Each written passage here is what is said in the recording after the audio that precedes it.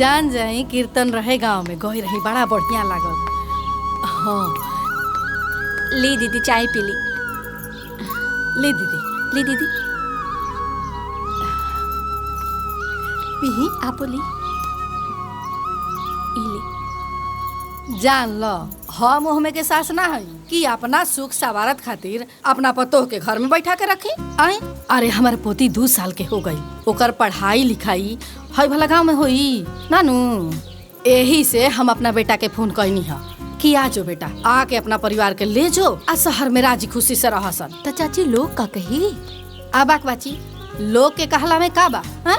अब लोग के कहला में हम अपना पतो के काहे कुकाई भला बताओ जेकर जैसन विचार वैसन बात कही। अब लड़का के शादी काहे खातिर कइल जाला? ओकरा सुखे खातिर नु। हमार बेटा उजा शहर में हाथ जरा जरा के खाना बनावता कपड़ा धोता बेचारा। यही से हम कहनी है हमरा से ना बर्दाश्त भइल ओकर दुख। हम कहनी कि आज आके अपना कन्या के ले जा, आ जाके राजी खुशी से रहा सन। ए दीदी अब तो यहाँ जब बाहर चल जाइए तो और सेवा के करी। अरे तो हमार 2 बेटिया बाड़ी सन हो उहे करिया सन। अच्छा तो भैया के साथ शहर में रह के ऐस मौज करिए और हम लोग घर में नौकरानी बन के घर के काम काज करल जाई और तुहार सेवा करल जाई। कहे तू दोनों जनी हमार बेटी ना हो? वो तो पतो है। वाह रे बेटा, जन्म तो तू होने दोनों जनी के दिले बानी। अरे वो तो पतो ही है, करी तो बा और ना करी तब बा। तो भैया करस कहे दूध खाली भैया पियले बा, तू दोनों जनी ने को पियले कि लाड प्यार तू लोग के कम कइले बानी? अरे माई बाप के हिस्सा में आधा के हिस्सेदार बाड़ू लोग हैं त कमाओ के करी हैं आधा उमे नहीं खू। तोह लोग से तो एतो ना भइल हा कि खइल का बर्तनवा धोती, उ बेचारी बैठ के ढाह भर बर्तन लेके धोतिया।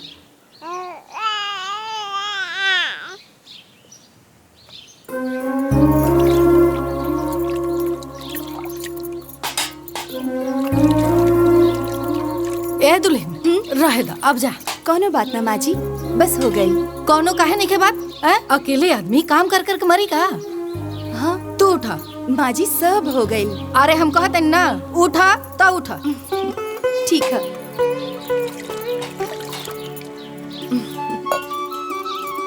माँ जी। बबुनी हम बनी नु हम देख ले। जा बबुआ के आवे के टाइम हो गइल बा, जाके तनी सच संवर ला जा। जी जा। अनितवा ए अनितवा आओ आके तनी से बर्तन धोता। ले ले ले ले ले ले ले आजा आजा। अरे अरे अरे ले ले ले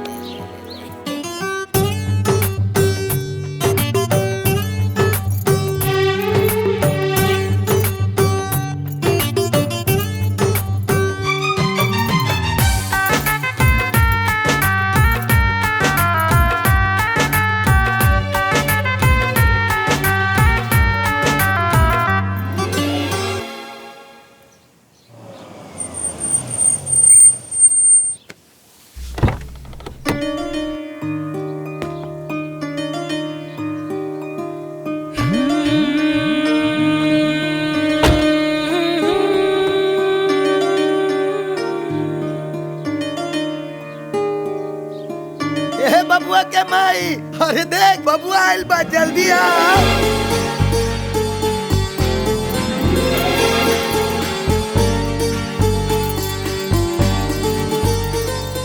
आवे में इतना देर काहे हो गइल हो? अरे भाई गाड़ी से आइल हो, आजकल रास्ता में कब गड्ढा खोद दिहल जाला, कब जाम लग जाला, कोनो भरोसा बा? हाँ सही कहा तानी बाबूजी, आज आधा घंटा रास्ता में जाम रहे। सुन लू। अच्छा चल आ गइल ना, अब चल के हाथ मुंह धोला, कुछ खा पी ला। हाँ हाँ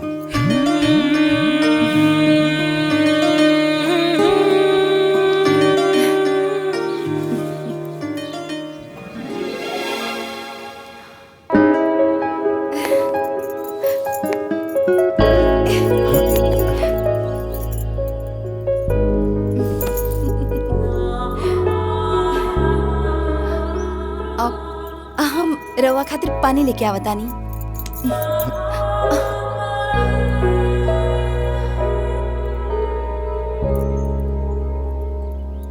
अभी हमरा आइल धूप पल न भइल और तू वजह से जाए लगलू। बैठा चुपचाप।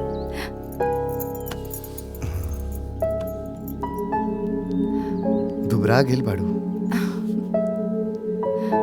राहुल याद में। अही से तो दूरी मिटावे खातिर हम सारा व्यवस्था करके आइल बानी। का व्यवस्था करके आयल बानी? घर के जरूरत के जितना सामान होखेला हम सब खरीद के घर में रख देले बानी। अब बस तोरा जाके पूरा अधिकार अपना हाथ में लेवे के बा। भैया चाय बन गइल बा। अंगना में एवा के ओजे लेके आई। ना ना रुको रुको, हम आ रहल बानी। आवा तनिया। हाँ।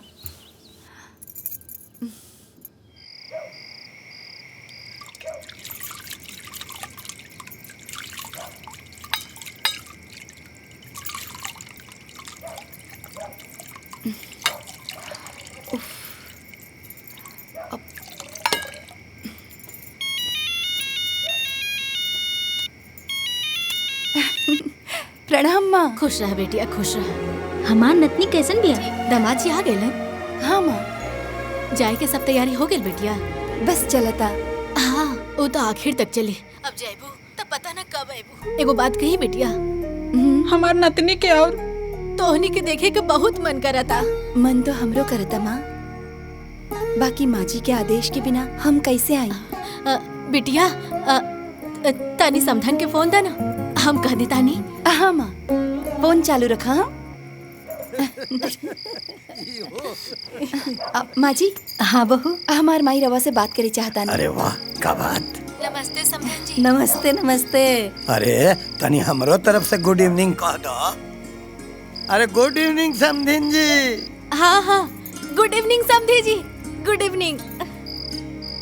देखिए न समधन जी, बच्चा लोग बाहर जाता, अब जाई तो पता न कब आई। हमार नाती अब बच्चा लोग के देखे के बहुत मन करता। का कहता नहीं? अरे समधिन जी, एमे पूछे के का बात बा? बताओ। आई रहुओ बेटी दामाद हलो, राउर हक बनता।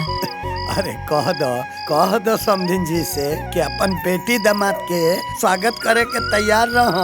जरूर। काले जाते रहे दोनों लोग। सुन ले नीनू, अब बस रहुआ तैयारी करी अपना बेटी दामाद के स्वागत करे के। हाँ समधन जी, हाँ हम तैयार रहे। नमस्ते समधन जी। नमस्ते।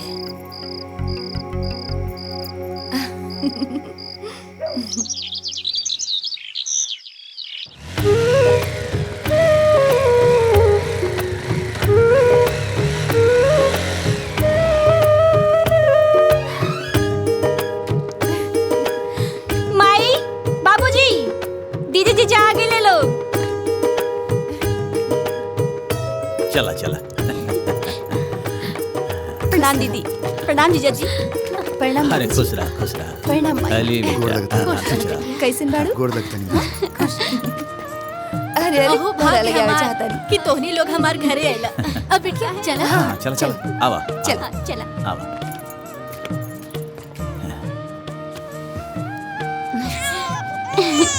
अरे बबनी, अरे अपन जीजा खातिर पानी और मिठाई लेके आवा ना।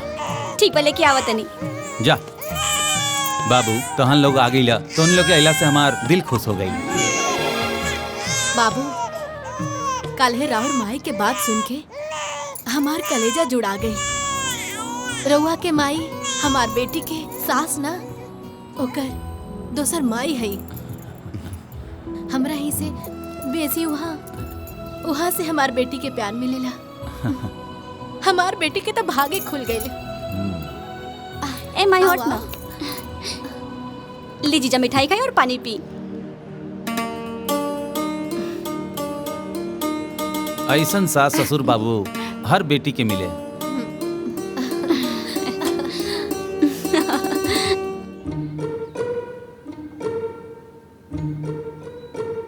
अरे बाप रे, इतना सारा खाना हम अकेले कैसे खाइब? अरे दामाद जी, शहर में रह रह के राउर पेट बंधा गईल हा। अरे इतना खाना राउर ससुर जी नाश्ता में करेलन। हाँ। हाँ। अरे बाबू, ये झूठ बोलत बाड़ी। अरे बाबू, इतना दिन के बाद दामाद जी के सेवा करे के मौका मिलल बा, खाई ना।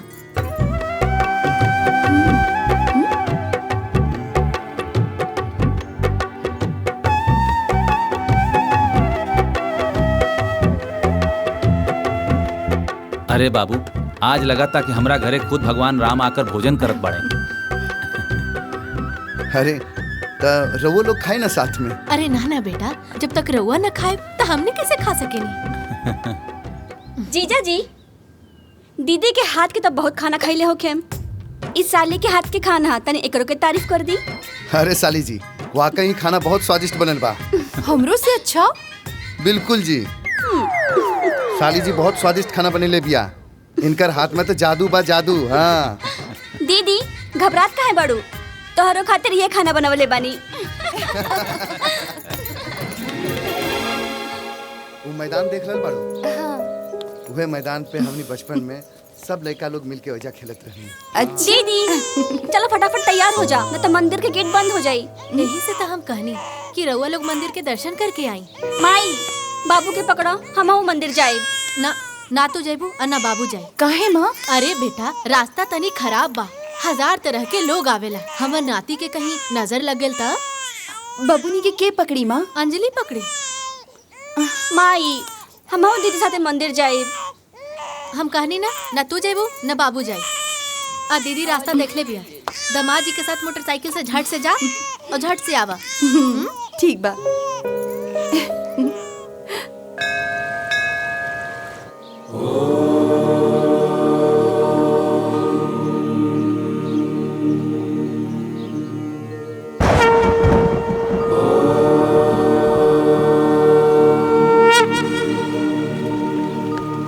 का मंगलू है भगवान से? पहले आप बताई, आप का मंगनी है? हम मांगनी की जोना कन्या हमरा के देले बाड़ू, उनकर साथ हमरा साथे जन्म जन्म ले रही और उनकर प्यार हमरा साथे पग पग पर रहे। अब तू बतावा, तू का मांगले बाड़ू? बताई। बतावा।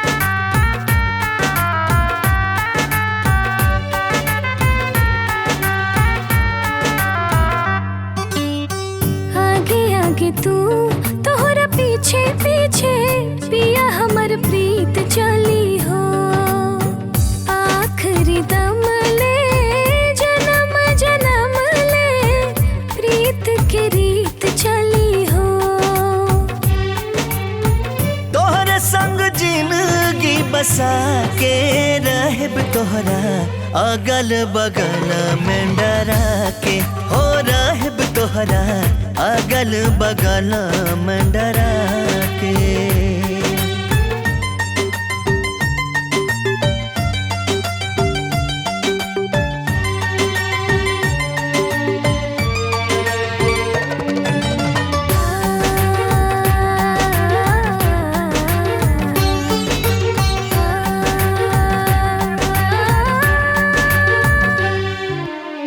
जीवन में रंग तोहरे से बाटे, सगरोई ढंग तोहरे से बाटे। असही तू प्यार हो लुटावत रही हा, हमरा के हमसे चुरावत रही हा।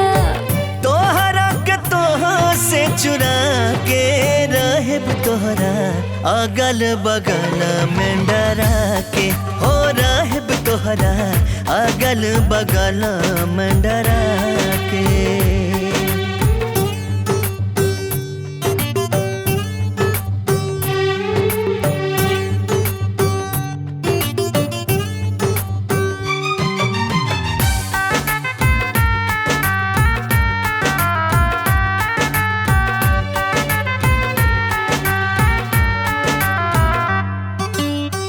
तोहरा से को पल दूर नहीं रहे, इहे भगवान जी से बेरी बेरी कही।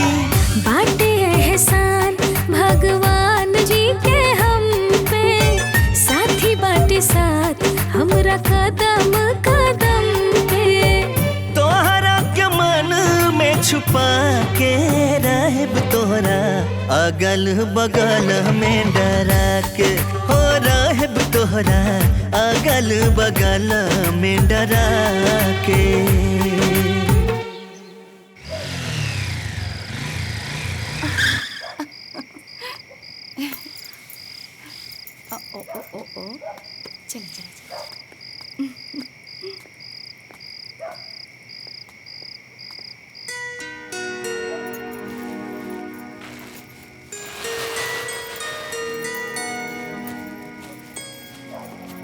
अरे बबुआ आ गइला दुल्हन। हाँ, लेकिन ये सब का है?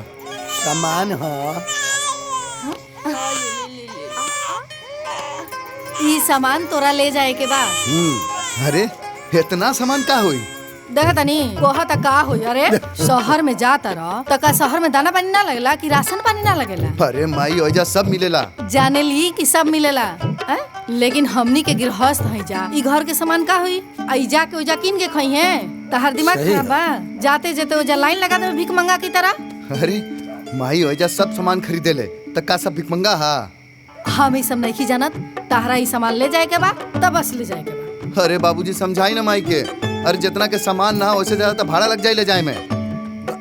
अरे बेटा ई सूद सामान के तू तुलना पैसा से करता रहा। ए दुल्हन। जी माँ जी। तू ही बताओ ई सारा सामान जाई कि ना? हाँ माँ जी, काहे ना जाई, सब सामान जाई। सारा सामान गाड़ी में जाई, थोड़े ना माथा पे उठा के लेके जाए के। हाँ ए बुचिया जो जाके आटा वाला के यहाँ दिले बानी सतु पीसे के जाओ के लेके आओ जल्दी से बांधे के बाद। बाबूजी देखा तनी नहीं सब का हो रहा बा।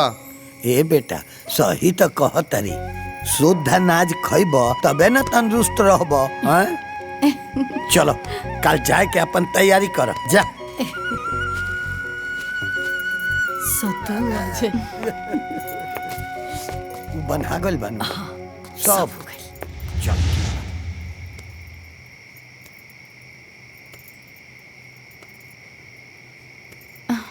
माँ जी हम आपसे कुछ कहे चाहता नहीं। कहा ना बहू का बात बा? हम रवा के छोड़ के ना जाए माँ जी। अरे ऐसे काहे कहा तारू? बहुराही न हो का? हा? अब तू शहर जइबू, हमर पोती शहर में रही, शहर के अकिल बुद्धि सीखी। हई गांव में का रखल बा? चाह तारू कि गांव के रहन बुद्धि सीखे ना नू? देखा बेटा तहार ससुर जीवन भर गाँव में रह गई है तब मजबूरी में हमरो गांव में रहे के पड़ गई। लेकिन तहार मरद शहर में रहता रहे नु तहरो तो उनका साथे शहर में रहे के चाहिए है? अब गांव में लोग का कही माँ जी? अरे छोड़ा गांव में लोग का कही ओकरा से का ले देवे के बा हमरा? तू चिंता काहे करत रहो? अरे हमार सेवा करे खातिर तहार दूध गुनंद बाड़ी सनु। आ देखा ई सब बात ज्यादा दिमाग में ना लेवे के चाहिए। बहुते रात हो गई बा, जा जाके सुत जा, सवेरे जाए के बा। जी माँ जी।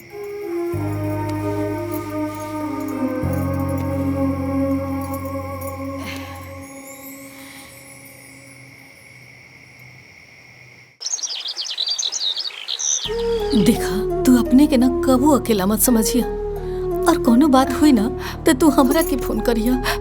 पर रवा लोगन भी ना मत ना लागी माँ जी। अरे ना ना बेटा ऐसा मत कहा। अरे परिवार तहरे संभाले के बा, तहरे नु परिवार हा, पूरा जिम्मेवारी तहरा पे बा। इता बाहर बाहर काम करी, घर तहरे देखे के बा और ना हमने के हमेशा तहरा साथ बानी जा। ए बबुआ फोन करत रही हो वहां से। ठीक है बाबूजी। रिंकी तू लोग इनकरा के फोन करत रही है। खुश रह, सदा सुहागिन रह।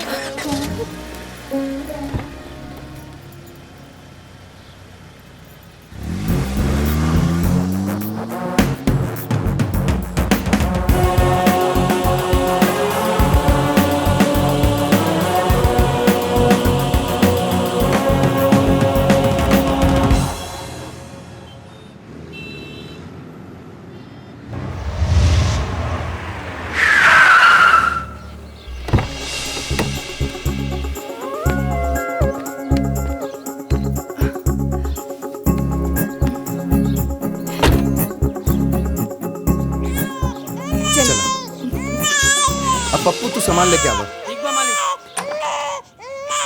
अल्लल्लल्लल्ल, बस बस बस, आगे आगे आगे आगे। अरे रवा तो कले रही कि सारा व्यवस्था करके आयल बानी। ई सब का है? अरे हाँ, तो व्यवस्था तो कैले बानी ना, खाली तोरा सेट करे के बा। मतलब हमरा आवते आवते खटनी शुरू। अरे मैं खटे ना खटे वाला का बात बा, बिन घरनी भूत के बासा बुझाइल। वाह पति परमेश्वर जी, हम तो ई सोच ले रहनी कि आज रहुआ साथे प्यार मोहब्बत से रहती, लेकिन ना, आवते ही काम चालू। अरे अपन घर अपन काम, हमें टेंशन लेवे वाला का बात बा? हाँ हाँ, काहे की टेंशन, हम तो आ गए बानी। हाँ, घर के देखभाल तो करबे करब, हॉल तो देख लेनी, अब जरा बेडरूम भी दिखा दी। हाँ हाँ चला ना। हाँ हाँ चल। ओ अच्छा अच्छा अच्छा।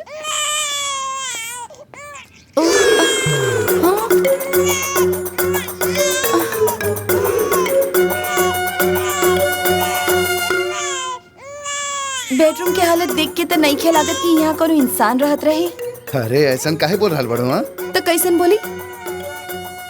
वो दरअसल जौना दिन जाए के रहा ना, वो दिन बहुत हड़बड़ी रहे, ऐसे ही सब ऐसे रह गेल। हाँ, आप तो ये सोच के गए हो कब कि हम आए तो सब कुछ संभाल ले। बेडरूम के हालत तो देख लेनी, अब जरा किचन भी दिखा दी।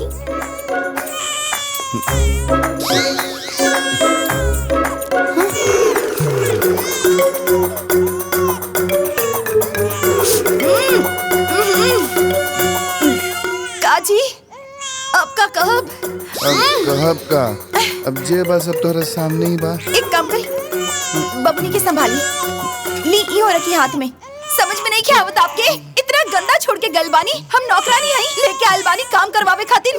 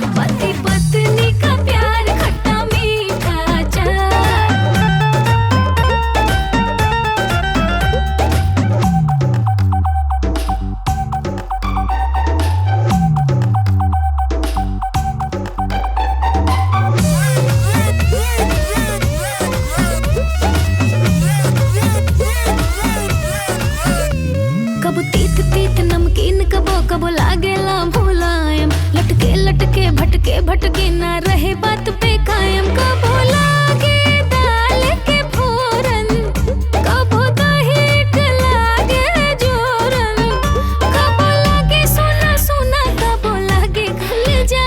पति पत्नी का प्यार खट्टा मीठा अचार, पति पत्नी का प्यार खट्टा मीठा अचार।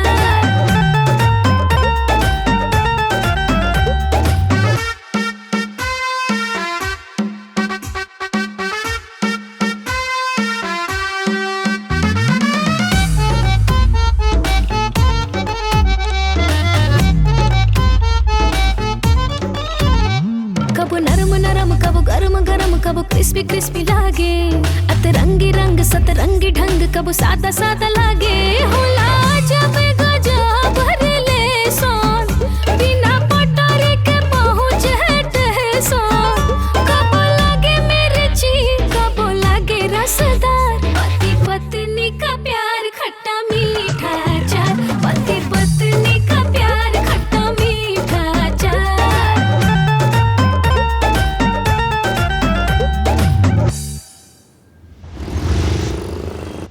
प्रणाम माई। खुश रहा।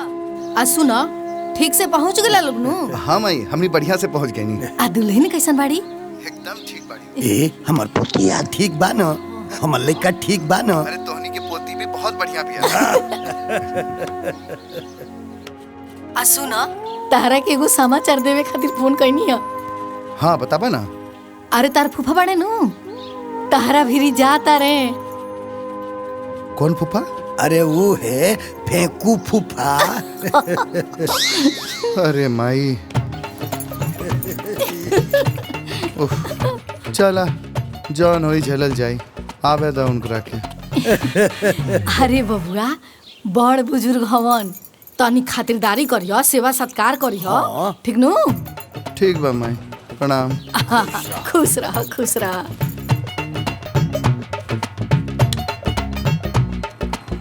फेंकू फूफा।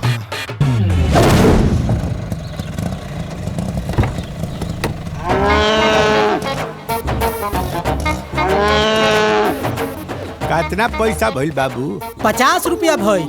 अरे बाप रे बाप, अरे इ त खुला लूट मचौले बड़ा। कैसे लूट? हमरा के अजनबी देख के तू होशियार बनतड़ा। पूरा सेना बोलाए, आंदोलन करे, बाकी लूट ना होके दे। इनकलाब जिंदाबाद, इनकलाब जिंदाबाद, ईमानदारी हल्ला मचाए, अरे अरे अरे अरे फूफा जी, गोड़ लगत नहीं। खुश रह, खुश रह। का भइल? बताओ बेटा, ई गाड़ी वाला हमरा के अकेला जान के अनाप शनाप पैसा मांगता। अच्छा शांत रही, हम बात करता नहीं। बात करो। कितना पैसा भइल हो? 50 रुपया भइल बा भैया। ठीक तबा फूफा जी। अरे यह भैया हमहू कहता नहीं, बाकी यहाँ के झूठों के पहाड़ उठा ले बानी। तुला निकला। निकालो निकालो, साला चोर हो कि कोनो ठीक नहीं है, चोर बाटे, निकालो। ए भैया, अरे भैया आराम से। हाँ जा तू। हाँ जाता नहीं। कह देता नहीं। हाँ बैठी। बहुत सुंदर, बहुत सुंदर। और फूफा जी, आवे में कोनो परेशानी तो ना भइल ना? ना परेशानी तो ना भइल ह, खाली हो टेम्पुआ वाला जन बानू। हाँ हाँ ई सार खाचड़ा रहे। हाँ हाँ, ऐजा के टेम्पू वाला तनी खचड़ा बा। इनका के हम बकलोया छोड़ा देती। ई देखिए आगे। प्रणाम फूफा जी। खुश रहा, खुश रहा, खुश रहा। अब बबिया के न बिया? अब बॉबी सुतल बाड़ी। अच्छा अच्छा, बहुत सुंदर, बहुत सुंदर। जा फूफा जी खातिर पानी वानी लेके आ। हाँ जी। अरे ना अभी पानी उनी तो पियले जाई। अभी तो पहले बेर जौन बा अपना पतो के देखले बनी। तब मुँह दिखाई दिहल, हमार फर्ज बनता कि ना? तनी हो देबा तनी। हाँ आई देखाई है एमे से हाई तहार है हाई तहार है, हाई बबिया के हनु। जान तरू, हम जब घरे से निकलत रहनी हा तो तहार फुआ हमरा माथा पर चढ़ रही है। 50 बेर कहली कि सुनो जइब हमरा पतो के बिना मुंह दिखाई देले अगर आ गइल तो घर में तार एंट्री नहीं खे। काहे कि हमरा पर तो ओकर दादागिरी नु चलेला। ई सब समाज के संस्कार विचार ह, का करबू हनु। अब जाके तनी अब चलो पानी चाय पिए चले। अजान तड़ा हमरा वही आवे के ना रहला। पाड़वा बियाइल बनू। पापा पाड़ा बियाइल बा? पड़िया मतलब पाड़ा बच्चा दिले बिया। अच्छा पड़िया पाड़ा बच्चा दिले बिया। ओइसे में कैसे छोड़ के आईती? लेकिन फूफा जी का कइलू? मने हमरा के कुजात बुझत तू। ऐसन काहे बोले तानी फूफा जी? अरे तेरा इतना ज्ञान नहीं के। ऐ शीशा के गिलास में तू पानी देता हमरा के। फूला गिलास लोटा घरे बाकी नहीं खे। अगर नहीं खे तो स्टील के गिलास लोटा होई नू, ओ में पानी दा।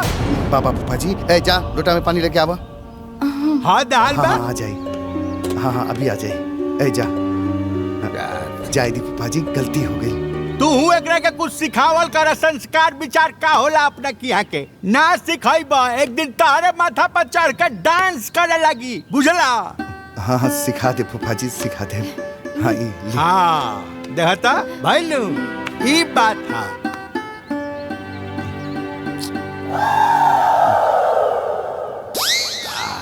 अब जाके जान में जान आयल। अच्छा देखा हमनी के गांव के आदमी बानी सब, हमनी का हुए गिलास से कुला पानी से का होके वाला बा। अच्छा फूफा जी अब चाय बनवाई? हाँ ये पूछे वाला बात बाटे। आए बनो चाय। चाय में चीनी रही या ना रही? अरे चीनी के का बात बाटे? अरे ये चीनिया सीनिया बीमारी इस शहरी लोग के होला। अच्छा ये बताओ कि हम देहात के आदमी हई, हाथ ना उम्र हो गई तब हूँ है शरीर टाना टन एकदम। 4 चम्मच बेसी डाल के ले आओ। 4 चम्मच? जा रहुआ चाय पियब? ना ना हम बाद में पी लेब। हाँ हाँ हाँ।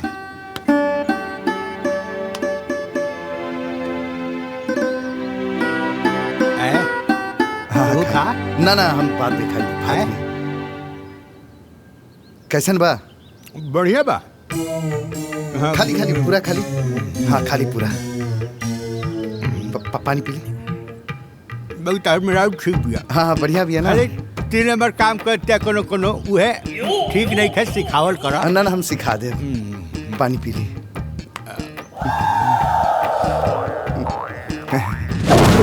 आई फूफा जी बैठी। अच्छा बैठी पहले आराम से।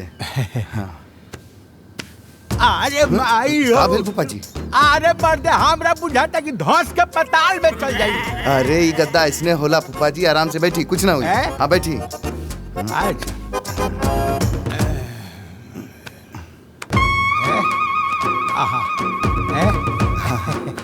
अरे राम राम एकदम गलैचा बा मर्दे। हाँ और फूफा जी हैजा कितना दिन के प्लान बा? बाबू रे अरे आज तो शनिचर है, काल एतवारे है। अरे 2 दिन तक कुछ होकबे ना करी। सोचता नहीं कि परसों सोमवार के सवेरे सवेरे नाश्ता उस्ता क के आ हम अपना पेंशन वाला ऑफिसवा में जाएं आ फिर वो नहीं से वो नहीं काम धाम करा के फिर चल जाएं। हाँ बढ़िया प्लान बा। हाँ ये है सोचनी है। चाय ले रही फूफा जी? अच्छा अच्छा ली चाय ली। का हो मने एकदम तू लोग दूर जना सोचिए ले बड़ा लोग। फूफा जी के आजे भगा देवे के बा। ऐसन काहे बोलतानी फूफा जी? अरे बोली ना तो का करी। गिलास में चाय पिए वाला आदमी के तू कप में दे तारू, कहीं मुंह जर गइल तो खाइल पियल हफ्ता दिन बंद हो गइल लू, यही में दे आई ठा गइल, काम खत्म। अरे ऐसा कुछ ना हुई फूफा जी। ए तोरा के कुछो नहीं के बुझाता क्या केकरा के कैसे चाय पानी दियल जाला? अरे समझावा उनका के कि केकरा से कैसन बात व्यवहार विचार कोई जाला, समझावा। हाँ हाँ समझा रहल बानी। अब खड़ा का बाड़ू, जा जाके ग्लास में चाय लेके आवा। जा। काम ना धाम खाली लोला रंग लेवे के बा। शांत रे फूफा जी शांत रे। अरे हम तो शांते बानी महाराज, हम कहाँ कुछ कहते हैं।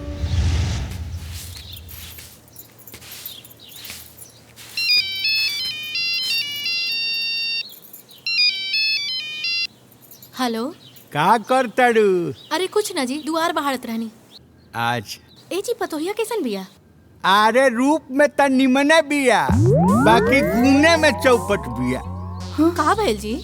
अरे पता ना कौन संस्कार लेके आइल बिया, बतावा ना। शीशा के गिलास में पानी देतिया, हई कप में चाय देतिया। अरे नयका जमाना के पतोह बिया। खाली यह नयका जमाना के पतोह बड़ी कि हमरो पतोह बड़ी सा। अरे उ गनीमत कह कि राजीव के मेहरारू ही है, ना तो 1 मिनट में कुल चाल स्वभाव संस्कार सुधार देती।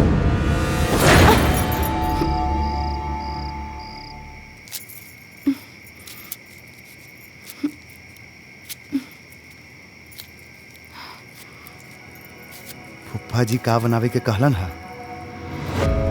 हम पूछनी ना। का है? बेसंस्कारी हैं, अगर पूछब तो बेसंस्कारी हो जाए। अरे सब का बोलता रुआ? जॉन सुनिए उहे बोलतानी। जाहिदा फूफा जी के बात के इतना बुरा माने के ना चाहे। हाँ। तू ऐसा करा, इतना स्वादिष्ट खाना बना दा कि फूफा जी खा के एकदम खुश हो जाए। जैसन आवेला वैसे ने बनाई ना। रवा जाई हम बनावतानी, ठीक है? जाई जाई। ठीक बा बनावा।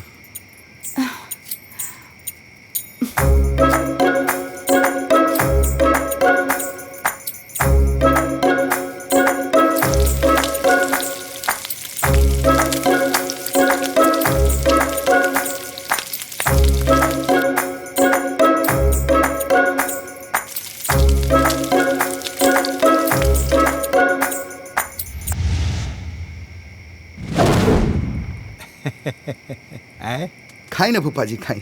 खाते तो बानी। वाह हे भगवान, जय अन्नपूर्णा। वाह जय। हाँ तहार माइयो कब सुंदर और स्वादिष्ट ना भोजन बनावेली।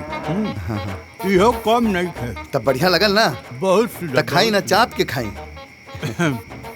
खाते बैठे हम खाए में लजाई लेना। खाए में लजा के भी ना चाहिए। हाँ 4-4 5-5 कोस जमीन चल जाइले खाए। हलुक हलुक बा छहल जाता कुल जाता। हाँ।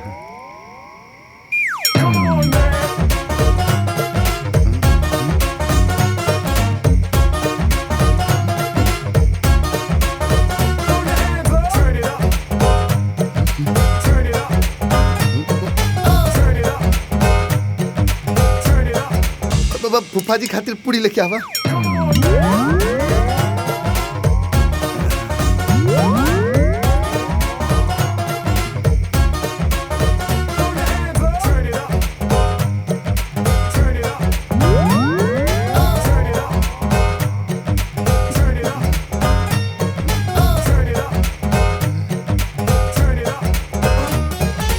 अरे फूफा जी ऐसे चाट के काहे खा रहल बानी?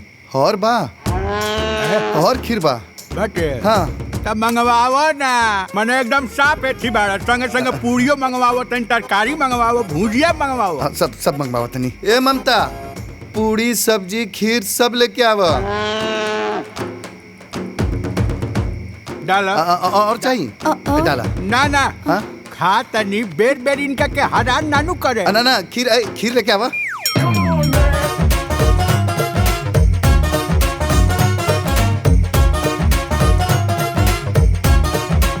जान तड़ा भगवान देखे ले केहू के आत्मा पेट तृप्त करबनु तो तहरो तृप्ते बुझा। हाँ बात तो सही है।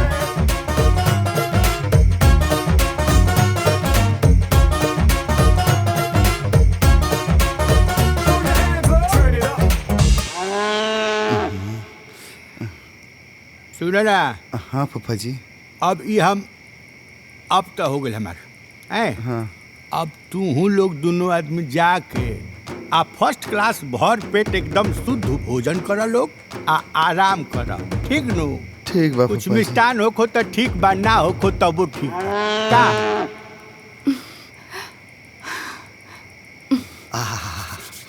चला फटाफट खाना निकाला। खाना देख के तो हमार भी भूख बढ़ गई बा। का खा ले बेके? सब खाना खत्म हो गई। का? हाँ।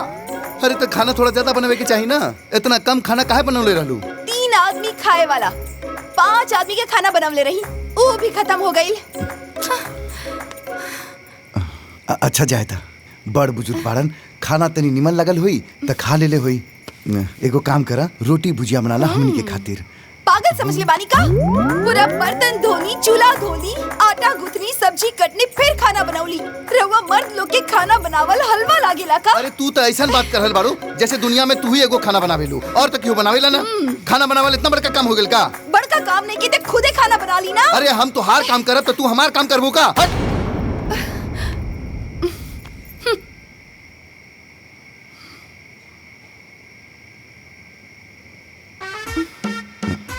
अच्छा जायदा एगो काम करा, बिस्किट निकाल ला।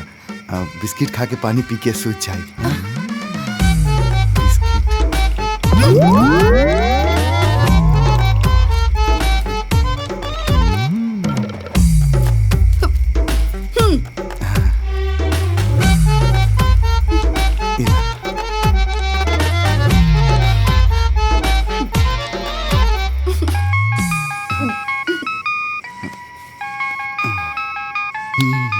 माई के फोन बात। हाँ कर हाँ पापा प्रणाम माई। अरे खुश रह खुश रह खुश रह। अपना फूफा के खूब बढ़िया से आप भगत करता रहनु। हाँ बहुत बढ़िया से स्वागत भइल बा फूफा जी के। तुहार पतो बड़ी ना, हमरा से ज्यादा स्वागत फूफा जी के कैले बाड़ी। हाँ भी सूत रहल बाड़न। आ तू दोनों जना खैला लोग? हाँ माँ जी हम लोग भी खा लेनी। का बनौले रहलू ह?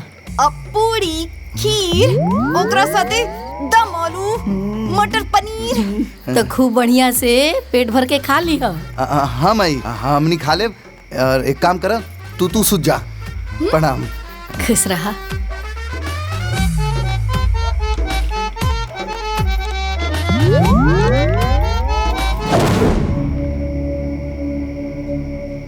अरे रूप में त निमने बिया, बाकी गुने में चौपट बिया। खाली यह देखा जमाना के पतो बड़ी कि हमरो पतो बड़ी सब। अरे उ गनीमत कह कि राजीव के मेहरारू ही है, आ ना तो एक के मिनट में कुल चाल स्वभाव संस्कार सुधार देती।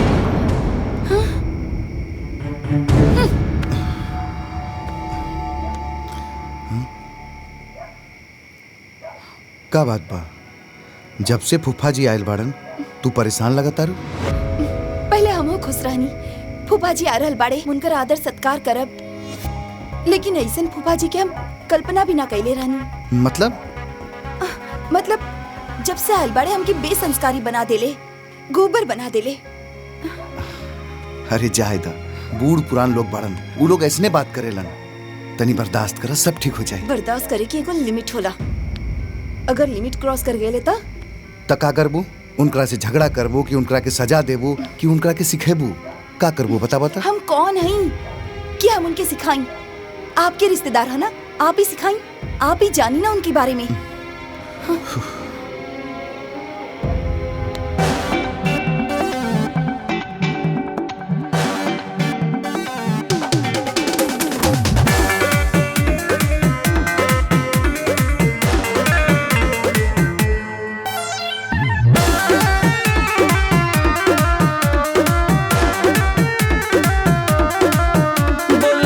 हमर धनी मुद कैसे तोहर बहनी,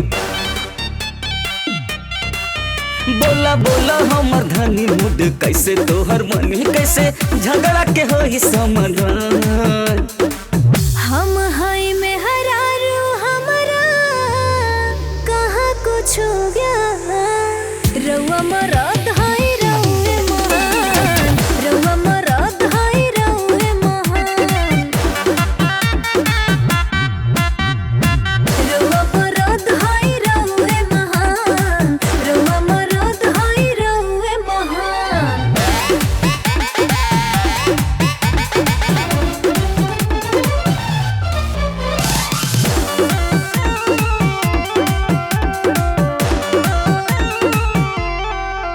बड़ू खिसियाइल दिल धड़कता, दिलवा में प्यार हमारा हो भड़कता। हाय बड़ू खिसियाइल दिल धड़कता, दिलवा में प्यार हमारा हो भड़कता। प्यार अपन अपना लगे राखी जी, रउआ खुश बनी ज्यादा तब नाच जी। समझे के कोशिश कर जान, मत करी हमरा के बेसी परेशान, रउआ मरद हई रउए महान, रउआ मरद हई रउए महान।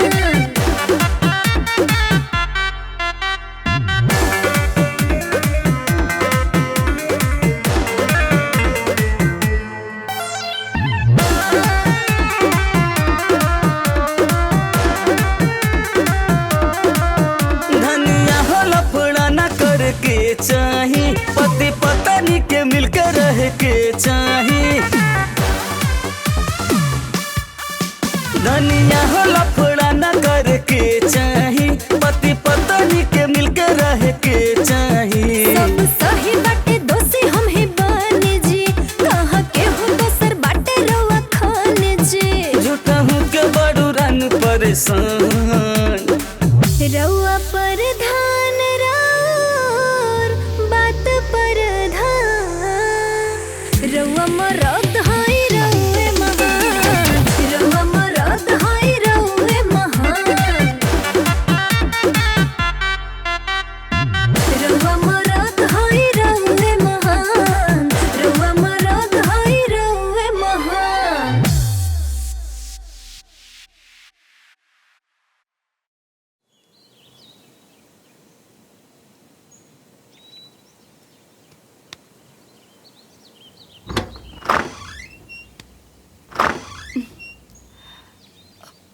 फूफा जी ब्रश कर ली।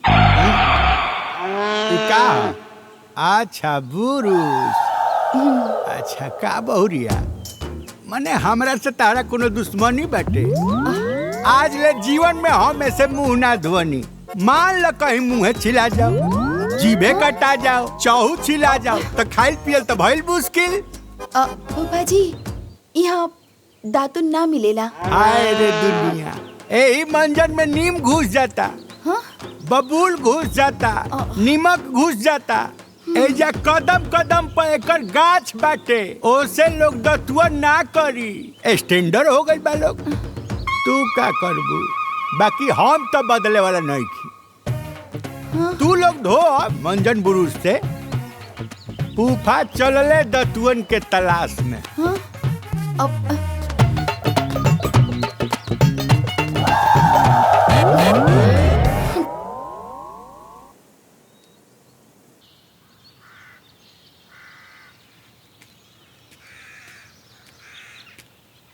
बाप रे बाप, कितना दूर चले के पड़ल ह तब देख नीम के दतुअन मिलल ह।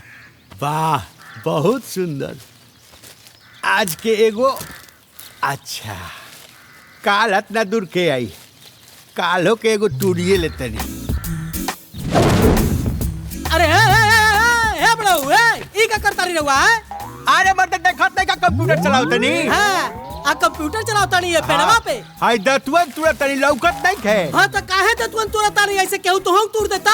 अरे मर्दे एगो दतुअन हम तूड़िए लेब त का हो जाई? तोरे लेखा औरी दो चार गो आ जा ना, एगो उनके एगो हमके हमार पूरा गछिया उछिन्न हो जाए। ऐसन ऐसन कितना गाछ जौन बा हमरा खेत में कौआ जमा देले स। अच्छा गाँवे भर ना पूरा जवार जिला हमरे नीम से दतुअन करेला एजा आके।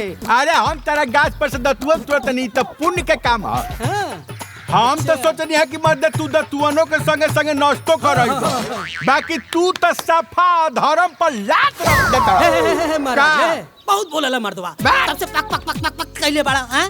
तनी अपन भाषणबाजी बंद करा और सुनो कान खोल के। का हम 1 महीना से दतुअन ना कैले बानी। अरे लेकिन आपन गाछ ना तूरी लह। हमरे गाछी पर से जे दतुअन तूरेला ओके हम धइ के तूर देइले, बुझाइल? ये तू गलती करेला। एक दतुअन अनेक फायदा। घर के पैसा घर में, विलायती मंजन से छुटकारा, दांत में मजबूती, ग्रह नक्षत्र अनुकूल, अंदरूनी बीमारी में फायदा। दतुअन के बहाने पेड़ के रोपाई, छटाई, बोआई, दतुअन के तुड़ाई, दांत के सफाई, आ कोनो बीमारी बाद में पास ना आई। अगर बुरुस मंजन छोड़ देबा पेड़वा तो बच जाई, बाकी तू ना बचबा, बुझला? महाराज खुश का? अरे महाराज बस करिए, अब हमार शक्ति खत्म हो गई। अब हमार कनवा फाट के खून गिरे लगी। महाराज दतुअन छोड़ी, राउ गछिया उखाड़ के ले जाए। हमके माफ करी महाराज। ये नु एहू को हम देख ले तनी, देख ले तनी। रहे दे नारा और उखड़ जाई, बुढ़ापा के दे ही है। ये मजबूत बा, ज्यादा आज देखे उखड़त नु। अगला बेर आएब नु तो इनका के उखाड़ के ले जाए। एकरी बातें में तो दम बा।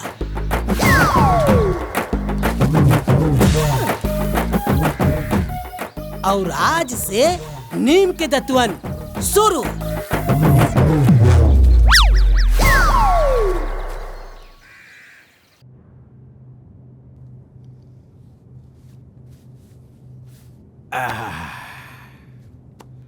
बाबू। हाँ फूफा जी। नाश्ता पानी तो होइए गइल बाटे। हाँ। यही शहर में हमरा गांव के एगो जोखन भाई रहेले। अच्छा तो तनी अपना गड़िया से मिलवा देता। ठीक बा फूफा जी, रवा 2 मिनट रुकी, हम अभी आवत नहीं। अच्छा हाँ बहुत बढ़िया।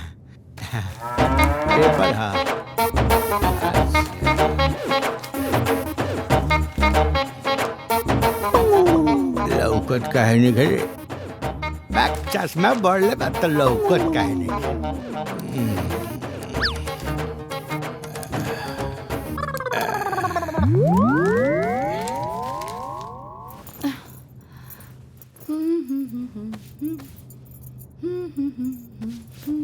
ममता सुना, का हम फूफा जी के साथे उनका एगो गांव वाला हा, उनकरे से मिले जाता नहीं तो जल्दी आ जाए। तू एक काम करिया, खाना बना के रखिया, ठीक बा? ठीक बा। और अच्छा, काल तक पूड़ी बनल रहे, आज एक काम करिया, रोटी और कुछ बढ़िया सब्जी बना लिया और रोटी पे बढ़िया से घी लगा दिया, ठीक बा? ठीक बा।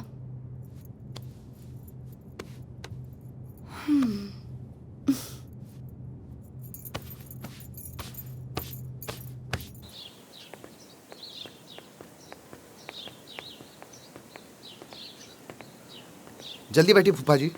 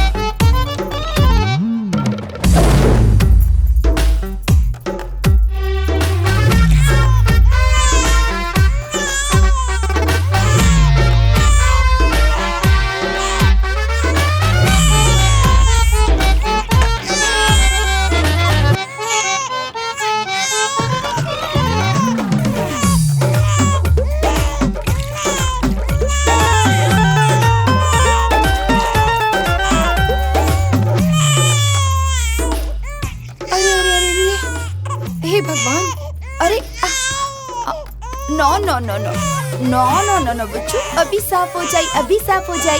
हाँ, अल्लल्लल्लल्लल्ल। और बस बस बस बस, कोनो बात ना, कोनो बात ना।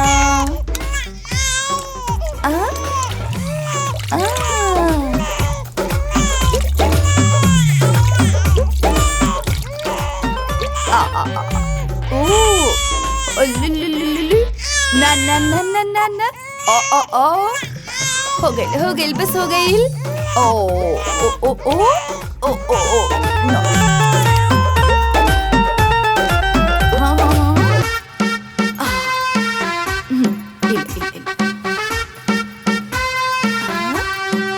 हाँ,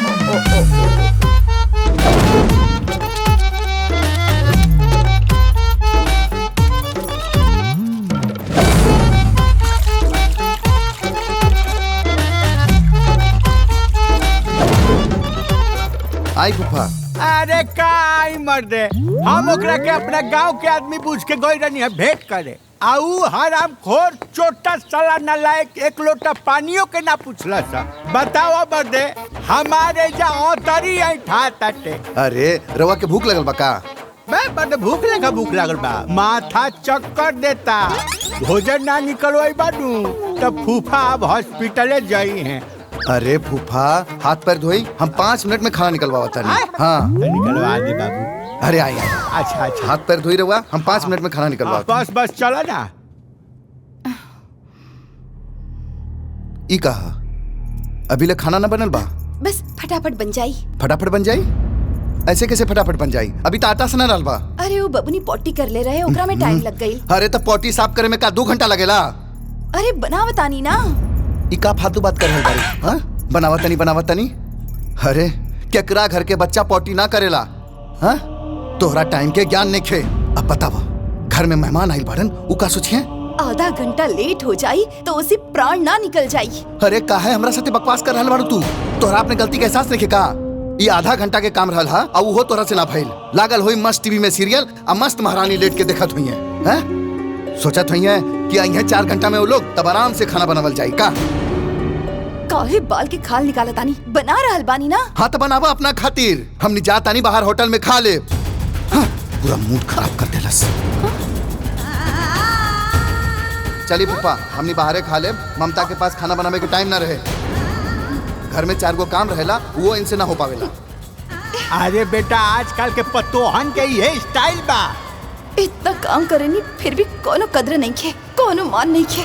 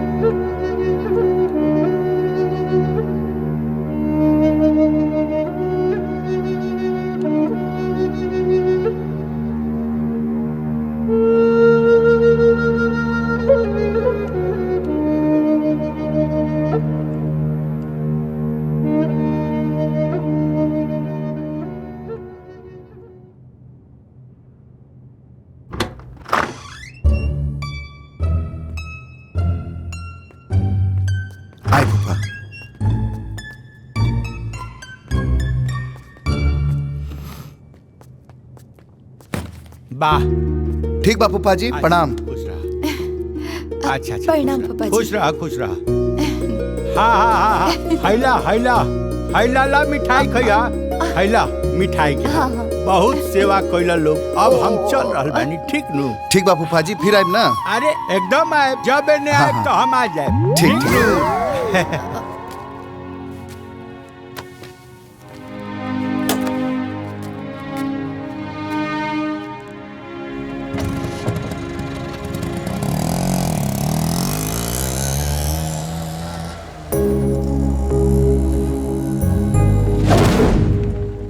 ममता, ए ममता, जल्दी टिफिन लेके आवा। खाना नहीं के बनल? खाना ना बनल है? काहे ना बनल है? काल जैसे रात के बाहर खाइले रही, आज भी बाहर खा ले। हम बाहर खा ले तो तू का करबू?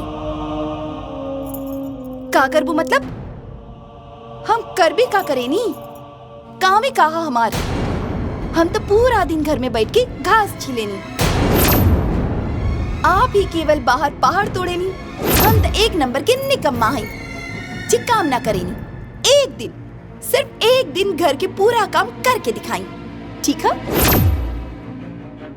का मतलब? इका फालतू बात कर रहल बड़वा? सच बोले तानी, सिर्फ एक दिन घर के पूरा काम करके देख ए ली। सुना, तू हमरा के चैलेंज कर रहल बाड़ू। चैलेंज कौन बात के? हम कहाँ काम करे नहीं, वैसे भी घर के काम बहुत आसान हो। सिर्फ एक दिन घर के काम करके देख ली ना। हम अगर घर के काम करब तो बाहर के काम का तू करबू? बिल्कुल।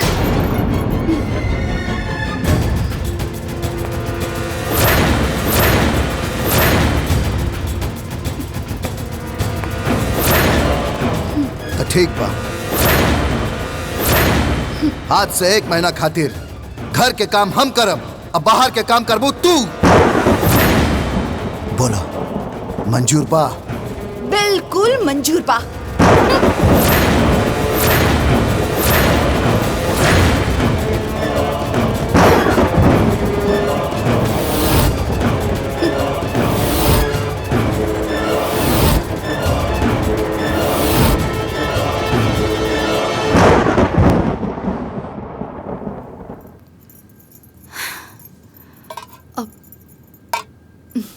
ए सुना, हाँ ये सब का हो रहल बा?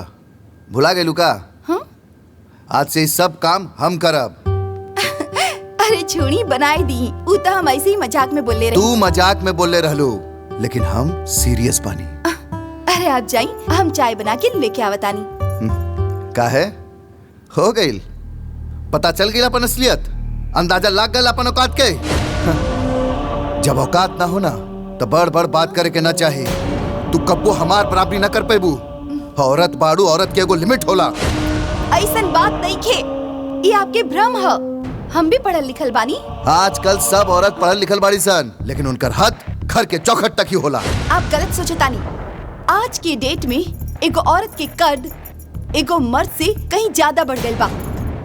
पुराना मेंटालिटी से बाहर आई पतिदेव, अगर हम अपना पे आ जाई ना तो आपसे ज्यादा परिवार के अच्छा से संभाल सकतानी और आपसे ज्यादा कमा भी सकतानी। कुछ ज्यादा ना बोले लगलू? हाँ? आप मर्दन के एगो औरत के मर्दन से सुपर होकर बर्दाश्त ना होला। अच्छा जी, आप मर्द लोग के लगेला कि औरत कुछ नहीं के कर सकत। ठीक बा, हम बहुत लोग के देखले बानी। तू एगो काम कर, हम 45,000 महीना कमावत रहनी, तू हमरा से सिर्फ 1,000 ज्यादा 1,000 ज्यादा कमा के दिखा दे। 1,000 ना 5,000, 5,000 आपसे ज्यादा कमा के दिखाई। चैलेंज? चैलेंज। आज से घर के सारा काम हम करब और हम बाहर के काम करब। ठीक है, फिर आप ई ली दूध गरम करी, ठीक है?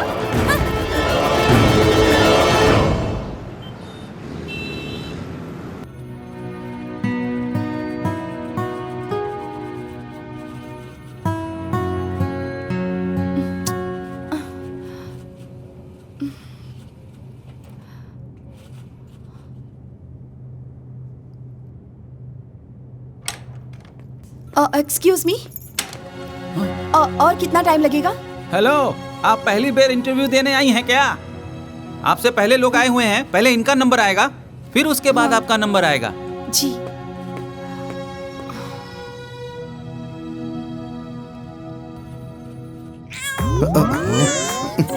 अरे चुप हो जा बाबू। अरे हला पिया पिया पिया लो लो लो लो लो हाँ पिया पिया पिया ले ले ले हाँ बाबू चुप हो जा। अरे हेलो। हाँ हेलो, सुनी ना। हेलो मैडम, आपके पास ज्ञान नहीं है क्या? ये ऑफिस है और वो देखिए क्या लिखा है। आप उठिए, बाहर जाइए। Oh sorry sorry sorry. अब बॉबी दूध पी ले लसका। बॉबी हमरो बेटी बिया, हम इतना गैर जिम्मेदार बाप ना है। हमरा अपन काम अच्छी तरह से पता बा। तू अपन काम करा, अपन काम के चिंता करा। रखा फोन। अरे बाबू बोलो, अरे दूध पी लो दूध पी लो।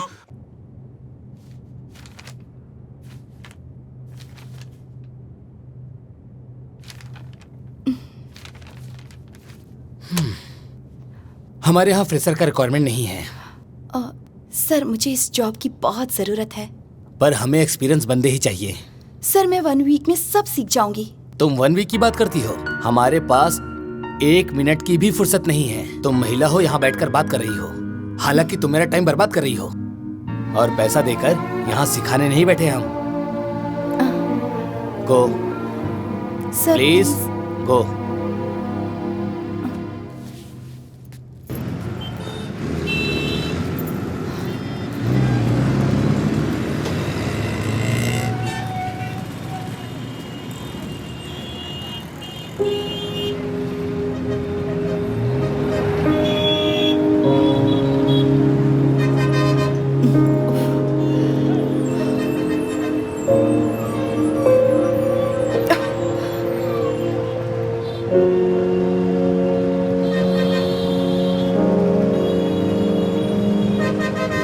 दूसरा ऑफिस पांडेपुर। अच्छा जौनपुर। हाँ ओके ओके।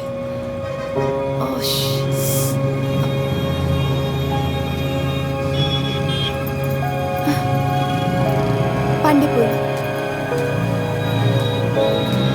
चलो। तुम शादीशुदा हो? जी सर। एक बच्चा भी है? हाँ। पति घर में रहता है और पत्नी काम पे। वाह बेटी, तुम्हारा पति निठल्ला है क्या? निकम्मा है क्या? निर्लज्ज है क्या? सर अगर आपको मुझे काम देना है तो दीजिए, नहीं देना है तो मत दीजिए, लेकिन आपको मेरी पर्सनल लाइफ में झांकने की जरूरत नहीं है। ये लो, आपको मैं अपने ऑफिस में रखूं, तुम पे भरोसा करके तुम्हें काम दूं, तनख्वाह भी दूं और आपके बारे में इतना भी ना जानूं। लेकिन सर इस काम के साथ मेरी पर्सनल लाइफ का मतलब क्या है? बहुत बड़ा मतलब है। अगर मैंने तुम्हें काम दिया और कहीं तुम्हारे निकम्मे पति ने आकर मेरे ऑफिस में हंगामा शुरू कर दिया तो, ह्यूमन राइट्स वालों को लेकर आ गया तो,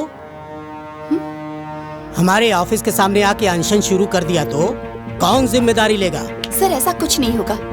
मेरे लायक अगर कुछ काम है तो बता दीजिए, नहीं तो मैं यहाँ से चली जाती हूँ। ये लो, आपको रोका कौन है? ना तो ये आपका ऑफिस है और ना ही आप यहाँ एम्प्लॉय हैं। जितना जल्दी हो सके चली जाइए। जी।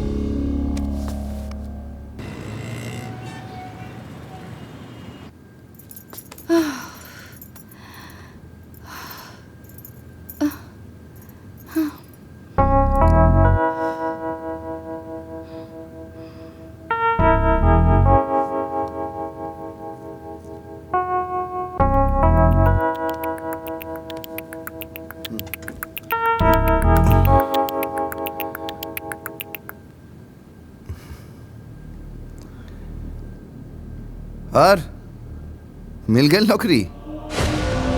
कितना सैलरी पे अपॉइंटमेंट लेटर फाइनल भइल बा? चेहरा देख के तो मामला गड़बड़े लगता हो। बोला कितना सैलरी पे फाइनल भइल? इतना आसान नहीं खे। बोले में कुछ ना लगेला, बाकी करे में लोहा के चना चबावे के पड़ेला। सब सुकुमारी निकल जाए। अभी तो शुरुआत है, आगे देखा का होता। कुछ ना होखी। आपके सपना सपना ही रह जाई। हम अपन वादा जरूर पूरा करब। हंसी मत। जब आप बाहर से आवत रहनी ना तो हम आपके कमेंट ना मारत रही, आपके खातिर पानी के साथ चाय भी लेके आवत रही। तब बिना देर कइले जाई, चाय बनाई और लेके आई। जल्दी जाई।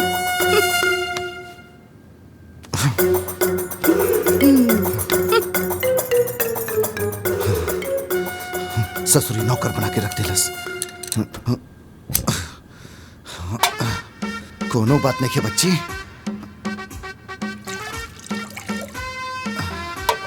एक महीना में अभी 29 दिन बाकी बा। औकात याद आ जाए। हाँ।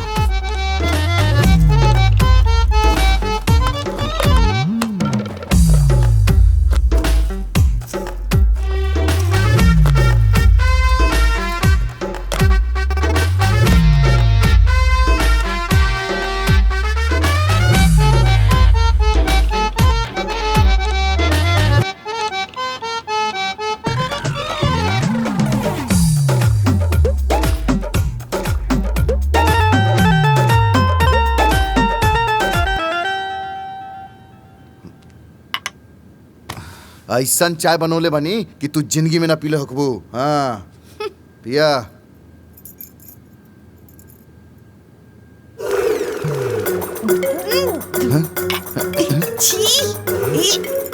जहर लाके देले बानी का? मतलब का भेल? इतना शक्कर चाय में के डालेला? अगर ना बनावे आवेला तो हमसे पूछ ली ना। जहर मत दी। अरे यार, ते में इतना चिल्लावे का क्या जरूरत है? ये बात तू प्यार से भी तो बोल सकत रहलू। हाँ अच्छा, आप जैसे बात में शहद मिला मिला के बोलत रहनी। बॉबी के दूध पिला देनी। हाँ पिला के सुला दिले बनी।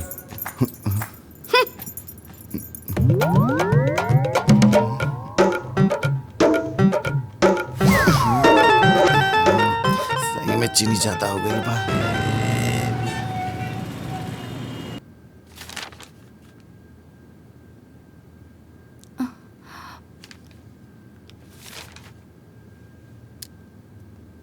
ममता, आप एलिजिबल तो हो, पर प्योर फ्रेशर होने के कारण आपकी सैलरी 20,000 रुपए ही होगी। 12 घंटे की जॉब रहेगी और एब्सेंट मार्क जरूर होगा। बाद में कोई एक्सक्यूज नहीं चलेगा। 20,000 तो एहिजा से मिल जाई, बाकी 30,000 के अरेंजमेंट करे के पड़ी।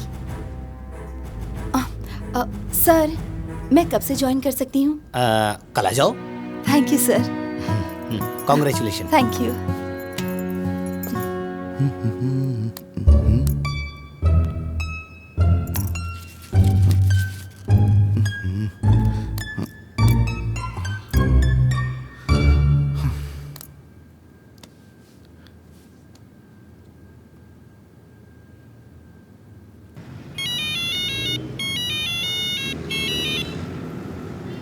हेलो। घर में खाना पीना बनाता तो सामानो रात हुई, पता बाकी ना। सीधा सीधा बोली ना, आपके का बोले के हो? अरे ऐसा नुखड़ा नुखड़ा काहे बात कर रहल बाड़ू? आपके घुमा फिरा के बोले की जरूरत का हो? घर में सब्जी खत्म हो गई बा, आई तबे बनी न त ठंडन गोपाल आ जाई। और आलू प्याज भी आज भर खातिर बा बस। आलू प्याज सब आ जाई। और धनियो पत्ता आ जाए तो थोड़ा बढ़िया रही। एक काम करी, घर में काका सामान नहीं खे, एक बार में बता दी। घर की जिम्मेदारी ले ले बानी ना आप, तो घर ठीक से संभाली। पहले देखी ठीक से, फिर हमके बताई।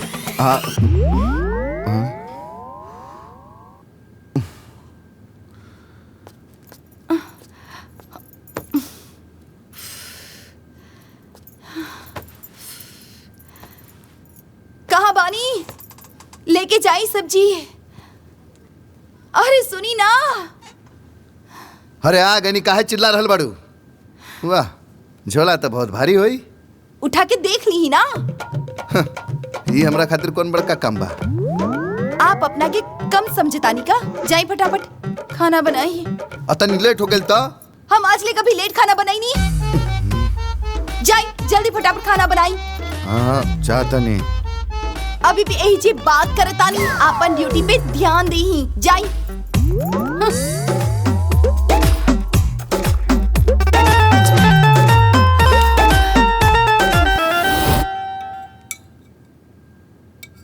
कल हमार 8 बजे से ड्यूटी है तो 7 बजे टिफिन रेडी चाहिए। ऑफिस पहुँचे में टाइम लागेला और टाइम पे ऑफिस पहुँचे में हमके 6 बजे उठे के पड़ी।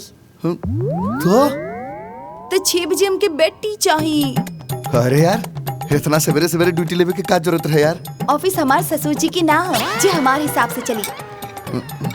लेकिन तू ही सोचा इतना सवेरे सब कैसे पॉसिबल हो यार? जैसे हम आपके खातिर पॉसिबल करत रहन वैसे आप हमारे खातिर पॉसिबल करी।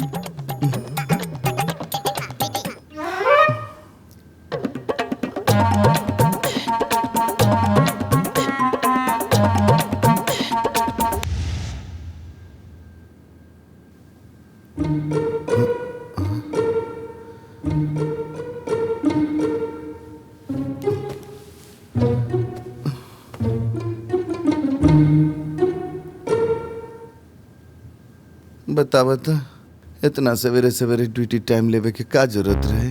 हमके बेचैन करके खुद चैन से सो रहल बड़ी देखा। अगर हम सुत गए नहीं और समय पे ना उठनी तो जिंदगी भर ताना मारी कि तोहरा चक्कर में हम चैलेंज हार गए। ऐसे बढ़िया बाकी हम सुतबे न करब। हाँ, एकरो पता चल जाई कि ऐसा ऐसा घर संभालल हमार पाया हाथ के खेल बा। सुबह 6 बजे बेटी दे और 7 बजे टिफिन। एकरो पता चल जाई कि कैसन मत से पाला पड़ल बा।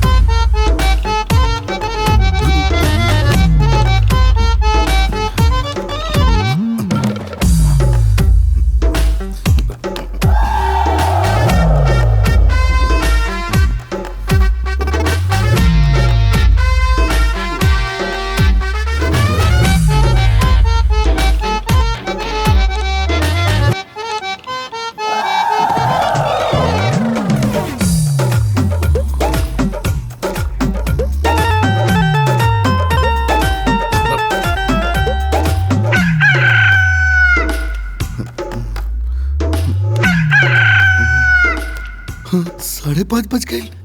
अरे बाप रे। थैंक यू मुर्गा महाराज हमारी इज्जत बचावे खातिर।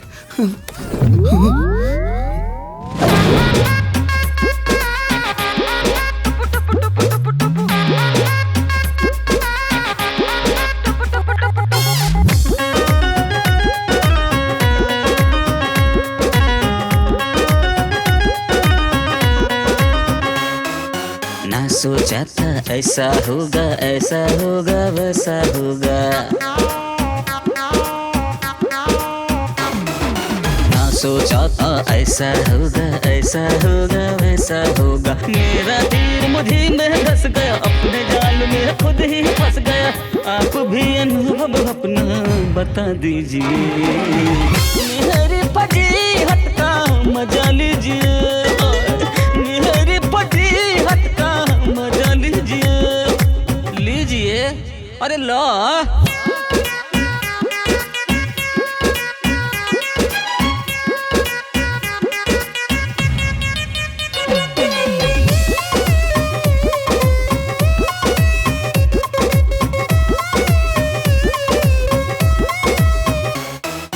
झाड़ू मारू हाथ दुखाए पोछा मारू कमर फिराए। अपने हालात का खुद ही जिम्मेदार हूँ। मोहरत जात पे बड़का धिक्कार हूँ। ऐसा मिस्टेक आप मत कीजिए। मेरी फटी हट का मजा लीजिए।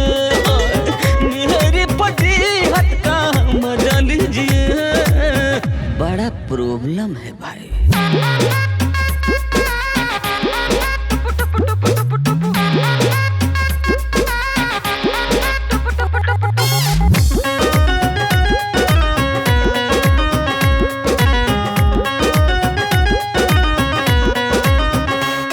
चूल्हा चौकी आसान नहीं है अपना ये सब काम नहीं है। फिर भी थे करके जही से लगा हूँ। अपने वादे पे फिर भी अड़ा हूँ।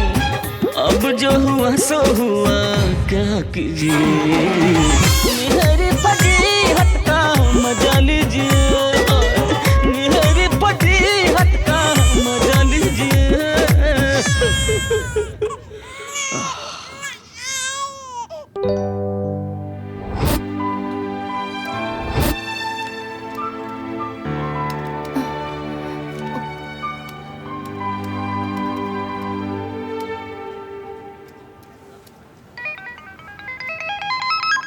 हेलो। हाँ सर, अभी मैं मेल करता हूँ।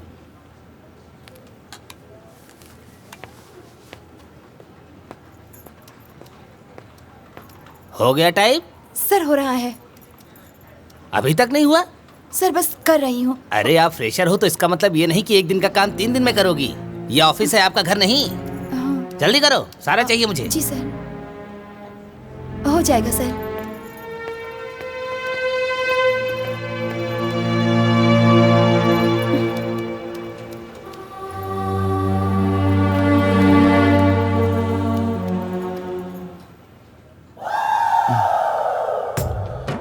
ससुरा रोज ही टाइम ले नाश्ता के साथे साथे लंच हो जात रहे, लेकिन आज अभी ले ब्रश होता। कौनो बात ना, दिन भर बिना खाए रह जाए, बाकी झुकब ना।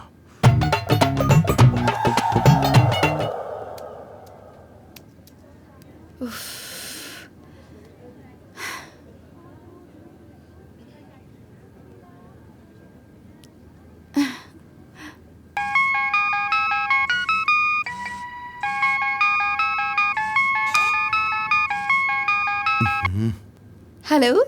का जी, लंच हो गई? हमार तो हो गई। आप अभी ब्रश करता नहीं? अभी नींद से उठनी है का? घर में एक काम थोड़े ना होला। चूल्हा चौकी बर्तन बासन कपड़ा लत्ता दुनिया भर के काम होला। सुबह से नॉन स्टॉप लागल बानी, तब जाके अभी फड़ी आई। ना ना, वो तो 10 मिनट के काम है। छोड़ी, बॉबी से बात कराई? हाँ कर बाबा टनी। इला देख लो बाबू के। अरे अरे अरे, ओ को कोई चुप हो जा, चुप हो जा, चुप हो जा बेटी। नन्ने नन्ने नन्ने नन्ने ना रोए के, मम्मी आ जाई।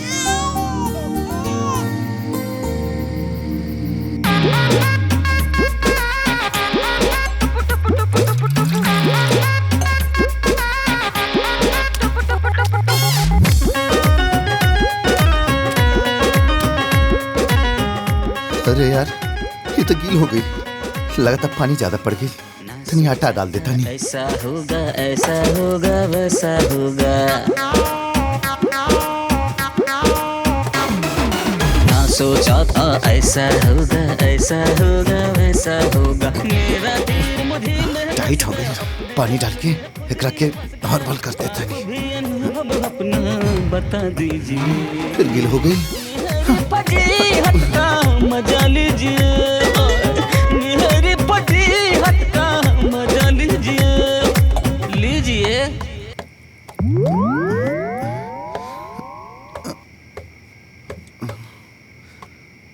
पूरा गांव के न्योता देले रहनी का? काहे? इतना आटा हम दोनों खातिर 3 दिन चलेला। हाँ तो बढ़िया बाना, बचल आटा फ्रिज में रख दे। 3 दिन आटा साने के झमेले खत्म। कितना बार फ्रिज के आटा के रोटी खाइले बानी? ना हम खिलाइले बानी और ना ही हम खाई। अरे यार ऐसा मत बोला यार। बाद में खर्चा पे कंट्रोल करी। पैसा फोकट में ना आवेला, समझनी? हाँ?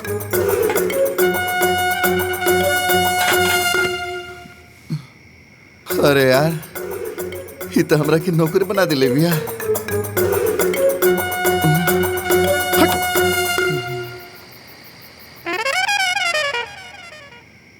और कैसन चला था ऑफिस के काम?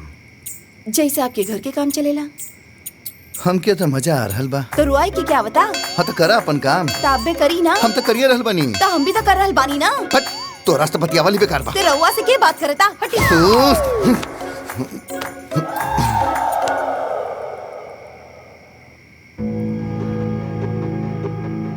20,000 तो सैलरी से आ जाई, बाकी 30,000 के व्यवस्था करी है कि पड़ी।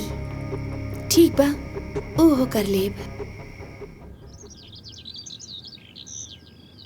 हमार साड़ी प्रेस भइल की ना? वे करतानी। और टिफिन तैयार भइल की ना? टिफिन तैयार करके बैग के बगल में रख देले बनी। ससुरा, इतना काम होला घर पे पता न रहे। मर्द होके साड़ी प्रेस कर रहल बानी। रुको अभी पता नहीं।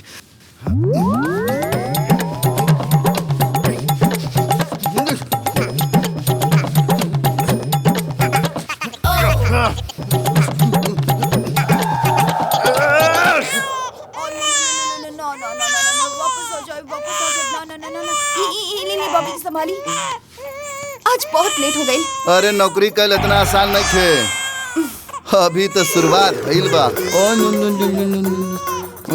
आप बच्चा की संभाली, वो सब हमार प्रॉब्लम है। अरे चुप हो जा बाबू। अरे चुप हो जा, अरे चुप हो जा। अरे अभी प्रॉब्लम का हम का करी समझ में नहीं क्या बता। पोटी लगल बाकी सुसु की भूख। अरे का चाहिए बाबू?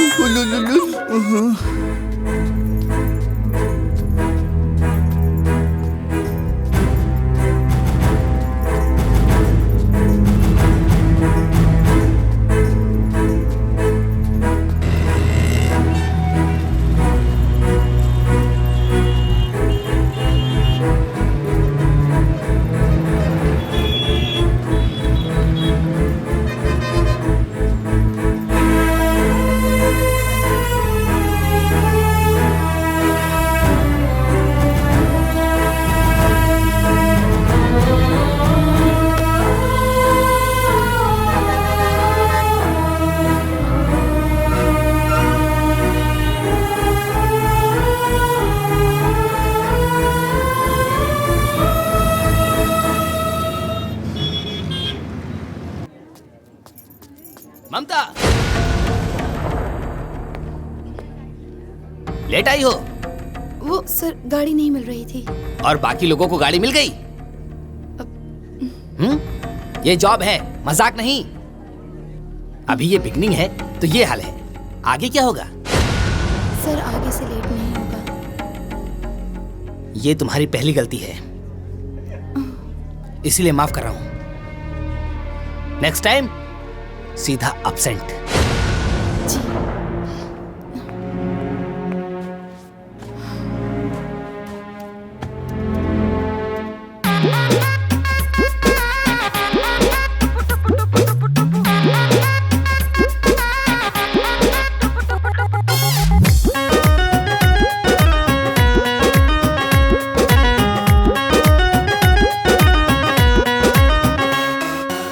सोचा था ऐसा होगा वैसा होगा,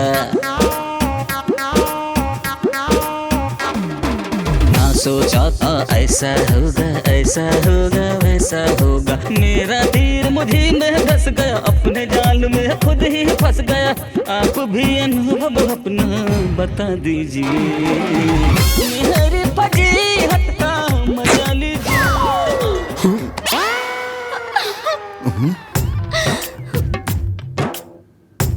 भाई साहब,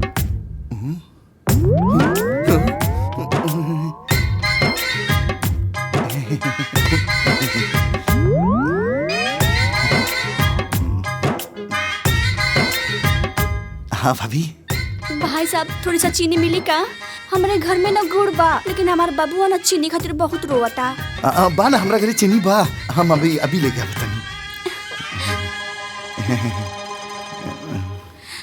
भाई साहब, ये बैग होके कहाँ चलत तनी? कोनो परेशानी बा का? अरे ना कोनो परेशानी नहीं है। अरे रवा के नहीं पता, एगो आसन होला, पिछासन होला, उहे कर रह बनी।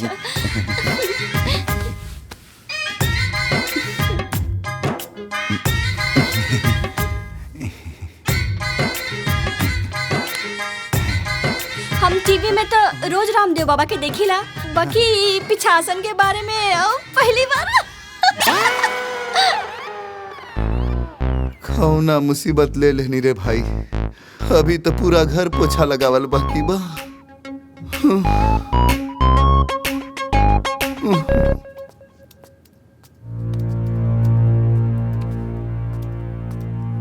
अब इतना क्या सोच रही हो? अरे सर को बुरा लगा इसीलिए वो बोले। यार टेंशन मत ले, ये जॉब है, इतना तो होता ही रहता है। सर तो बोलेंगे ही ना, इसमें टेंशन लेने की क्या बात? टेंशन इस बात की नहीं है, बहुत बड़ी प्रॉब्लम है। क्या है? अरे घर का एक्सपेंस 50,000 है और मुझे यहाँ से 20,000 ही मिलता है और 30,000 मुझे अरेंज करना पड़ेगा। यार 12 घंटे का काम तो तू यहीं करती है, फिर तुझे टाइम कहाँ से मिलेगा? ऐसा कोई जॉब नहीं है कि मैं घर में बैठ के कर सकती हूँ। सुनना, मेरी एक सहेली है जिसके ऑफिस में डाटा एंट्री का काम होता है और वो भी वर्क फ्रॉम होम। तू जितना काम करेगी तुझे उसके हिसाब से पेमेंट मिलेगा। हाँ, तू एक बार बात करना प्लीज मेरे लिए। अभी? हाँ अभी तो मैं आज से ही स्टार्ट कर दूंगी। अच्छा आज मैं बात करती हूँ। हाँ। तू चिंता मत कर, शायद पर आवर 130 रुपीस मिल जाए। कोई बात नहीं, मैं कर लूंगी। थैंक यू यार। ओके।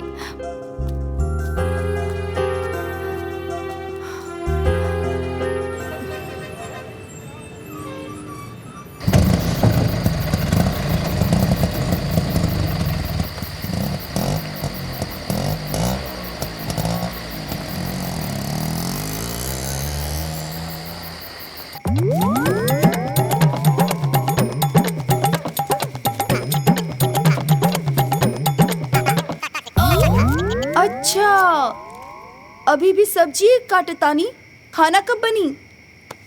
बन जाई। आप का चाहतानी कि हम टाइम से ना खाई ना सोई और कल ऑफिस जाए तो बॉस हमके काम से ही निकाल दी है।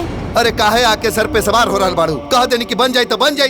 इतना लेट काहे भाई? सूतल ना रहनी कि तब से आके टेंशन आइल बाड़ू। कोनो शौक ना रहे इतना लेट खाना बनावे के? तो कहाँ कुदार चलावत रहनी? वो दरअसल हम खाना बनावे की तैयारी कहनी तो अरे का भाई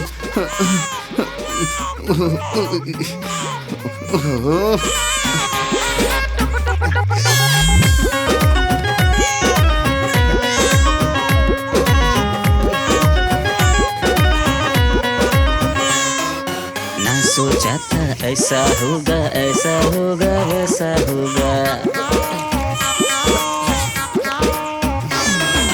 ना सोचा था ऐसा होगा वैसा होगा। मेरा दिल मुझी में धस गया, अपने जाल में खुद ही फंस गया। आप भी अनुभव अपना बता दीजिए, मेरी पटी हटका मजा लीजिए, मेरी पटी हटका मजा लीजिए। ये सब का झमेला पानी नहीं हम ऐसा बदबू आ रहल बा।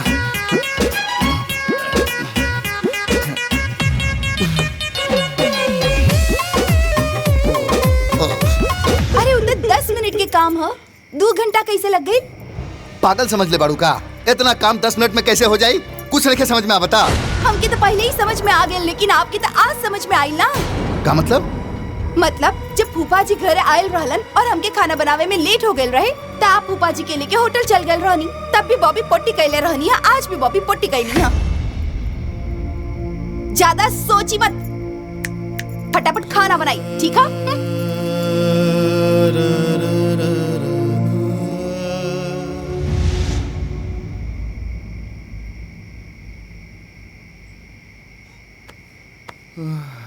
Thank you. खाना के स्वाद बहुत अच्छा रहे। ऐसन कौन काम बाजे मर्द न कर सकेला?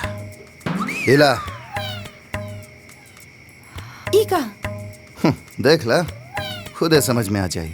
मुंह से बोले में दम लागेला का? दूध के बिल है, कल 5,000 देवे के बा।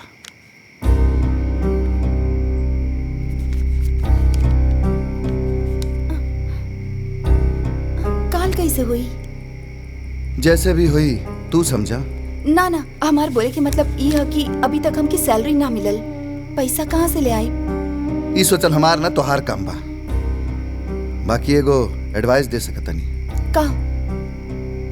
ऑफिस से एडवांस लेला। हाँ, ई सही रही। काल बॉस से बात करतानी। देखो ममता, मेरे ऑफिस में एडवांस का कोई सिस्टम नहीं है। अब सर मुझे बहुत जरूरत है। अरे जरूरत तो सबको रहती है, पर मुझे अपने ऑफिस का रूल रेगुलेशन तो फॉलो करना पड़ेगा ना। सर मुझे ओनली 4,000 ही चाहिए। अरे भाई, चाहे 4,000 हो या 400। अच्छा सोचो, अगर ये जॉब नहीं होती तो तुम अपना काम कैसे चलाती? अब ऐसा है, तुम अपने कलीग से उधार ले लो, सैलरी आने पे लौटा देना।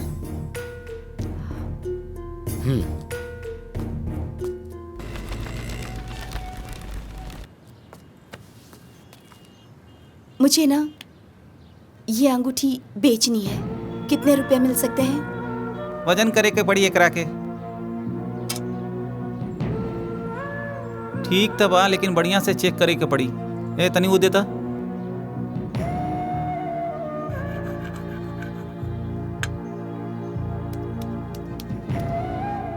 ₹5300 कीमत बा। जी ठीक है, चलेगा। हाँ। Thank you. नमस्ते।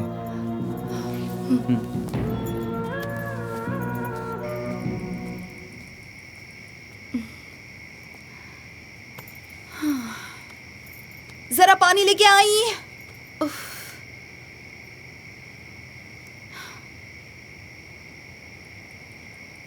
ये ला।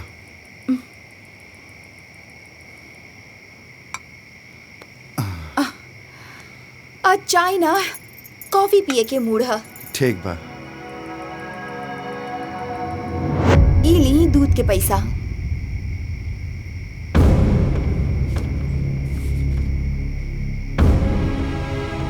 अच्छा, दूध के पैसा अंगूठी बेच के? अरे ना ना, वो तो हम ऑफिस से एडवांस लेनी है। तो अंगूठी कहाँ गई? वो अंगूठी ढीला हो गल रहे ना, तो हम निकाल के अलमारी में रख देनी है। चलिए ना कॉफी बनाई, हम बहुत थकल बानी, फ्रेश हो क्या बतानी।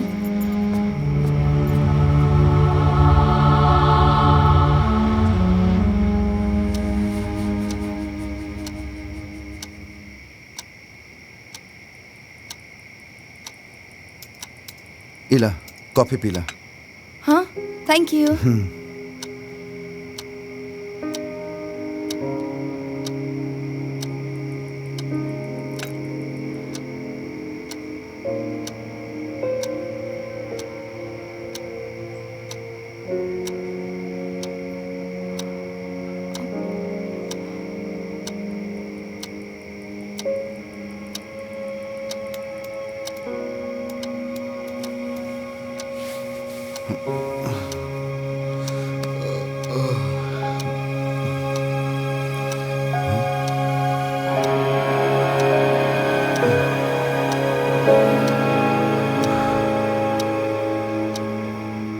अरे और कितना काम करबू?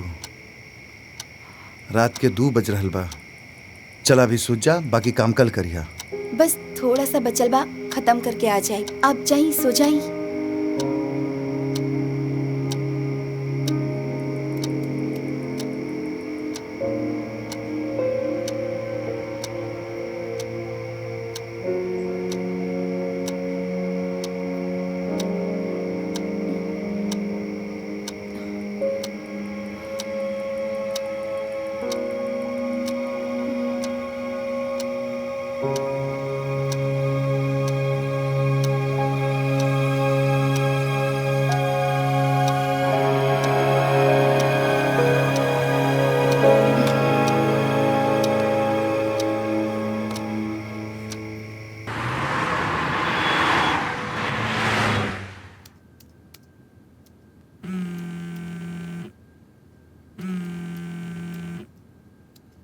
हेलो। हाँ सर, इसी वीक में रिजाइन कर दूंगी। हाँ?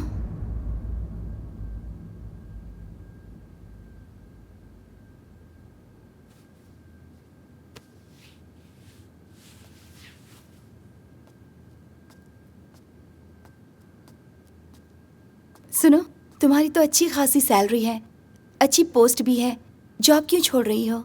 फैमिली को समय नहीं दे पा रही हूँ। जीवन का एक एक दिन निकलता चला जा रहा है। लेकिन प्रॉब्लम नहीं होगी? प्यार से रहेंगे तो थोड़े से पैसे में खुशी से जीवन यापन कर सकते हैं। ऐसा तुम्हें अभी लग रहा है, बाद में पछताओगी जब ईगो क्लैश होगा ना। क्यों? मैं, मेरा हस्बैंड और मेरे बच्चे, किससे ईगो क्लैश होगा? और पति पत्नी के बीच थोड़ा बहुत लड़ाई झगड़ा तो होता रहता है। तुमने तो देखा ही होगा, ये हमारे ही बीच नहीं है। माँ, पापा, दादी, दादा, इन सब के बीच ऐसे ही लड़ाई झगड़ा और प्यार होता है। और ये मेरे पति का काम है तो वो करें, मेरा तो काम है बस उनके लिए प्यार से खाना बनाना और बिस्तर लगाना। तो फिर ज्वाइन क्यों किया था तुमने? क्योंकि हम दोनों के पास एक ही ऑप्शन था कि हम दोनों में से कोई एक काम करे। तो मेरी सैलरी ज़्यादा थी, इसलिए हमने ये फैसला लिया कि मैं काम करूँगी। और मैंने काम शुरू भी किया, लेकिन जब मैं सुबह उठती और देखती तो बेचारे खाना बनाना, कपड़ा धोना, बच्चों की केयर करना, और मैं उनका सपोर्ट भी नहीं कर पाती थी। और ये सब मुझे अच्छा नहीं लगता था। इसीलिए मैंने फैसला लिया कि हम थोड़े कम में ही एडजस्ट करके खुशी से रह लेंगे। और अब वो काम करेंगे और मैं घर देखूंगी। और वैसे भी पति परमेश्वर होता है, पति का स्थान तो भगवान के बराबर होता है।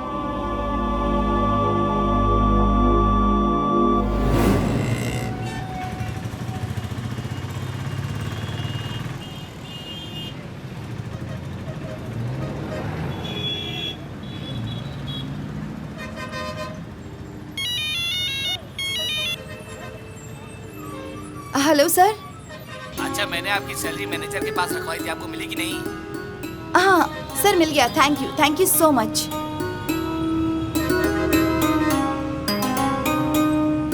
600 रुपया के हिसाब से 30 दिन के 18,000 रुपया, फिर भी 12,000 कम पड़ी। लागत आ कि हमके चारों संडे भी फुल डे काम करे के पड़ी।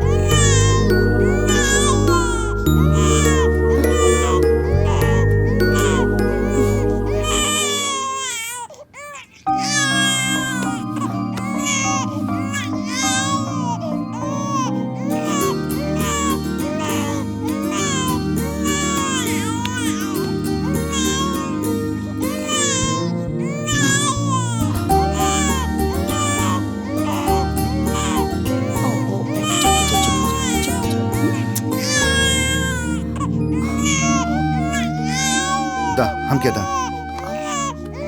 लो लो लो लो लो, ओ नो नो नो नो नो नो, ओ नो नो।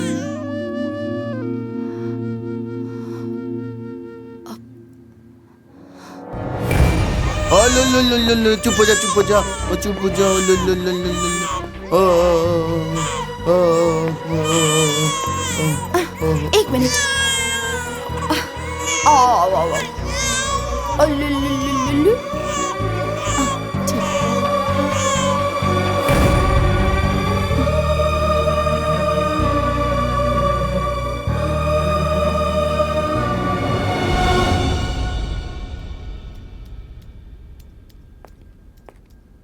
कैसी हो ममता?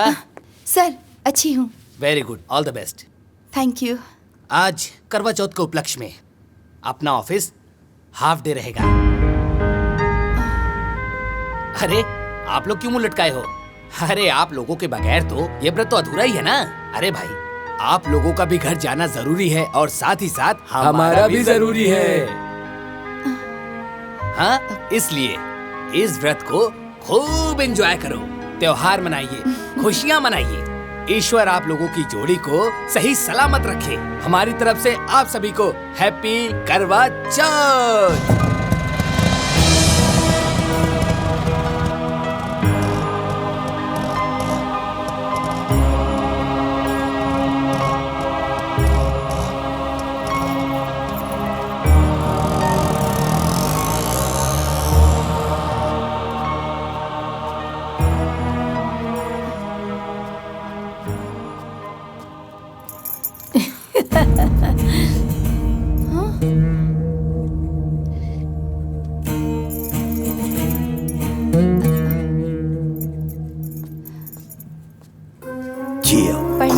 खुश रहो बच्चा। खुश रहो बहू। बहू, तहरावे में इतना देर कैसे हो गई?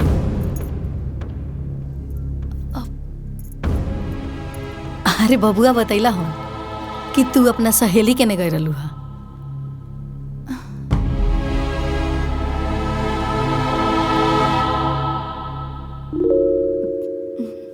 दरअसल माई 100 परिवार करवा चौथ मनावे खातिर हैजा आ गेल बिया। तोहरा चिंता करे के कोनो जरूरत नहीं है, हम सब व्यवस्था कर देले बानी। ए दुल्हन देख लू, अरे हमर बेटा ना हमरा पे गइल बा। ए बेटी कोनो तीज त्योहार आवेला नु, हम तोरा सास के कुछ ना करे दे, सारा व्यवस्था हम अकेले करेनी। अच्छा जा फटाफट तैयार हो जा। हाँ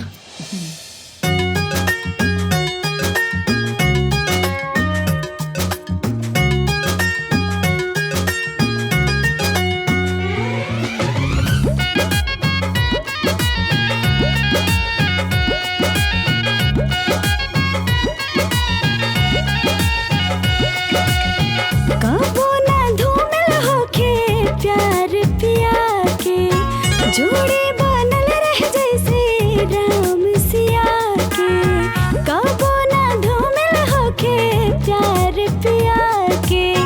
जोड़ी बनल रह जैसे राम सिया के। हे महादेव रखिया अपने आशीर्वाद की रहे हरदम से नूराबाद की रहे हरदम से नूराबाद।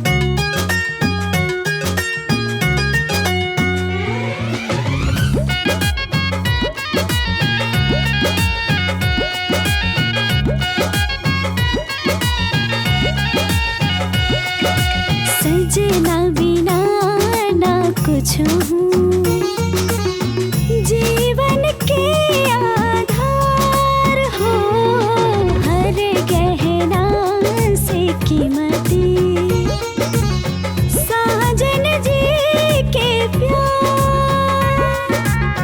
यह बट विनती यह फरियाद की रहे हरदम से नूराबाद की रहे हरदम से नूराबाद। आबाद हो रहे हरदम से नूराबाद।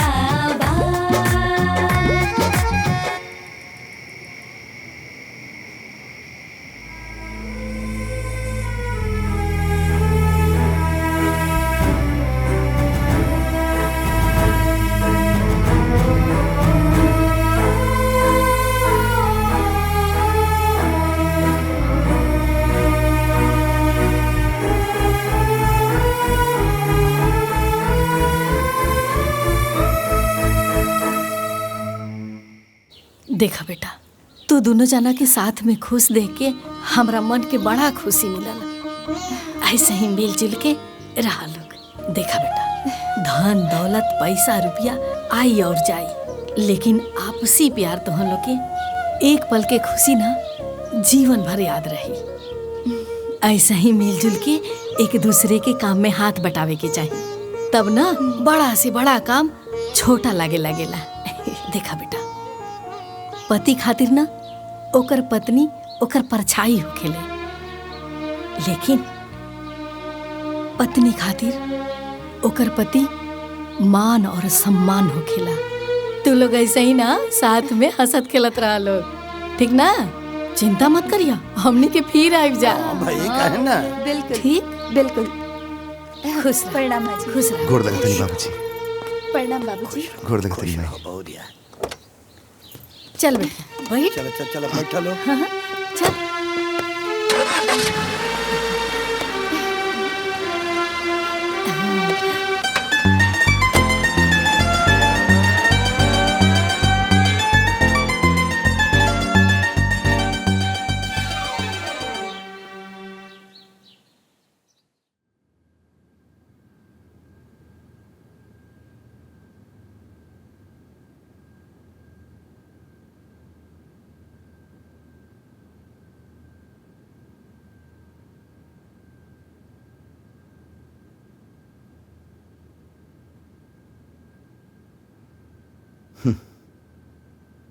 और मैडम, आज 30 दिन पूरा हो गई। वो दिन तो बड़का बड़का बात बोलत रहलू कि हमरा से 5,000 बेसी कमा के देखेबू। का भइल?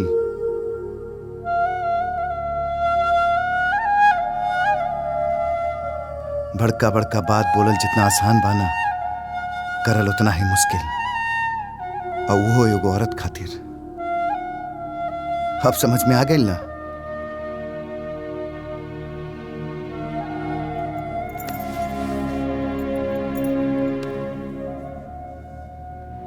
पतिदेव जी, ई आपकी दोस्त ना हो।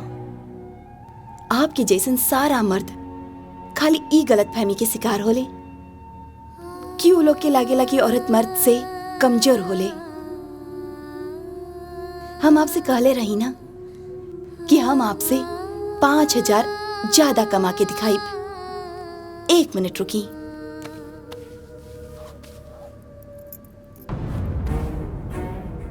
ई 10,000, टोटल 55,000। आपकी भ्रम टूट गई ना? पता चल गई ना एगो औरत का कर सकेली?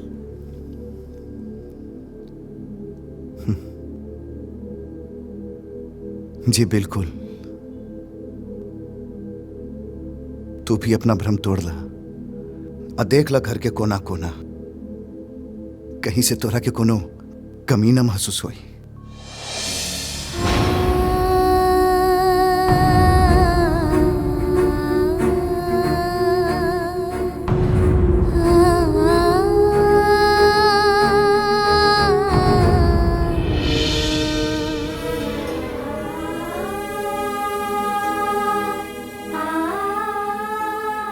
ये जे 55,000 तू कमैलू, ये कमा के तोरा कितना खुशी मिलल? खुशी कितना मिलल उन्हें की बता सकत, लेकिन खुशी के कितना कुर्बानी देनी वो जरूर बता सकता नहीं। माँ होके के नाते माँ की ममता खो देनी, एक पत्नी होके के नाते पति के प्यार खो देनी, एक औरत होके के नाते औरत के आधार खो देनी, रोज ऑफिस पहुंचे के टाइम पे रास्ते पे स्ट्रगल, और ओकर बाद बॉस की डांट सुनल, लेकिन हर पल एहसास होता रहे कि हमार पति भी ऐसा मुश्किल के सामना करत होइए। आप भी तो घर संभालनी, आपके कैसन लागल? इतना अकेलापन हम कबू महसूस न केनी। एक पति होके पत्नी के एहसास के मिस केनी, पूरा परिवार के मिस केनी।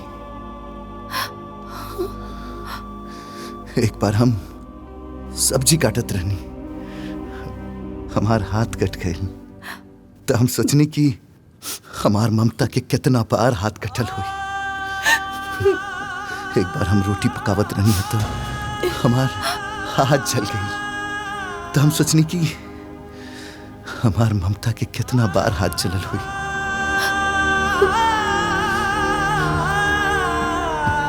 घर में सब कुछ होला के बावजूद भी तोरा बिना हम अधूरा रहनी। हम भी तो आपके बिना पूरा नहीं की। पति पत्नी के रिश्ता तू और मैं से ना हो खेला, सिर्फ हम से हो खेला।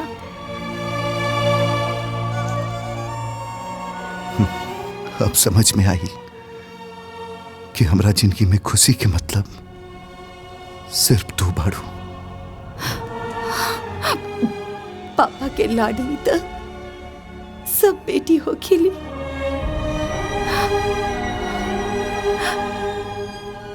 लेकिन वो नसीब वाली हो खेली जब पति के लाडली हो खेली।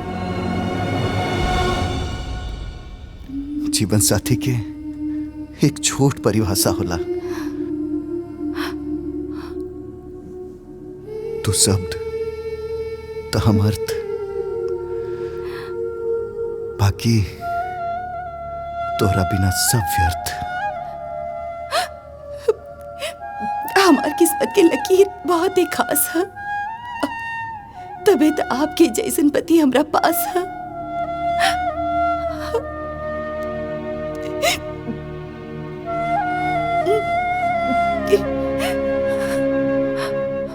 अब आगे का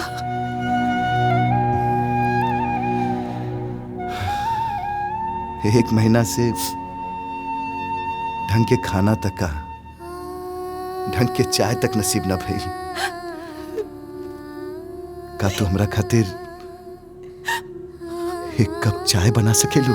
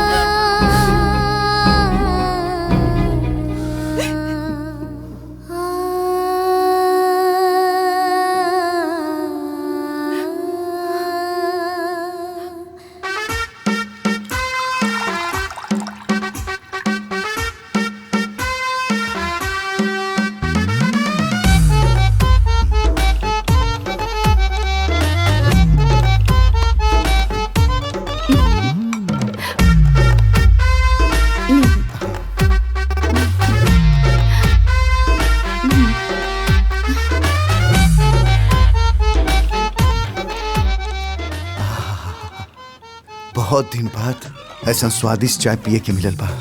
वाह।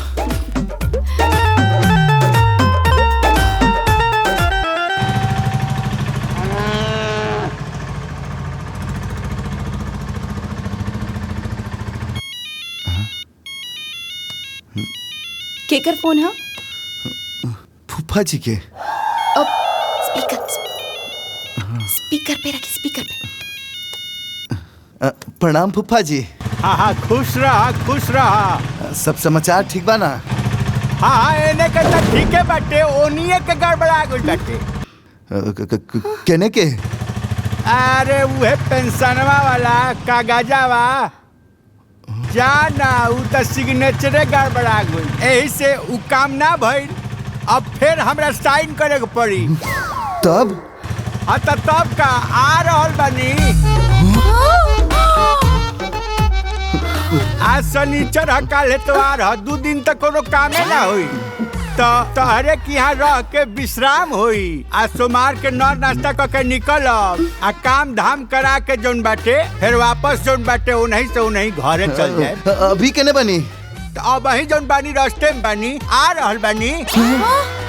अभी ठीक बा आ जाई। आवते बानी एकदम चिंता मत कर आ रहल बानी आ रहल बानी।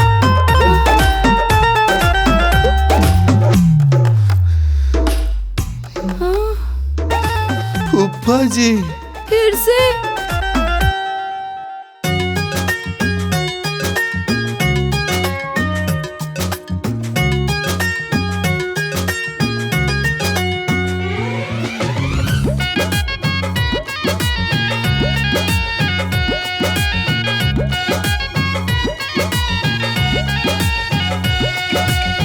कबो ना धूमिल होके प्यार पिया के जोड़ी बनल रह जैसे राम सिया के।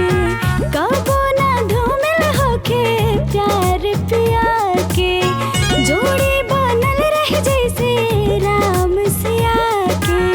हे महादेव रखिया अपने आशीर्वाद की रहे हरदम से नूराबाद की रहे हरदम से नूराबाद हो रहे हरदम से नूराबाद।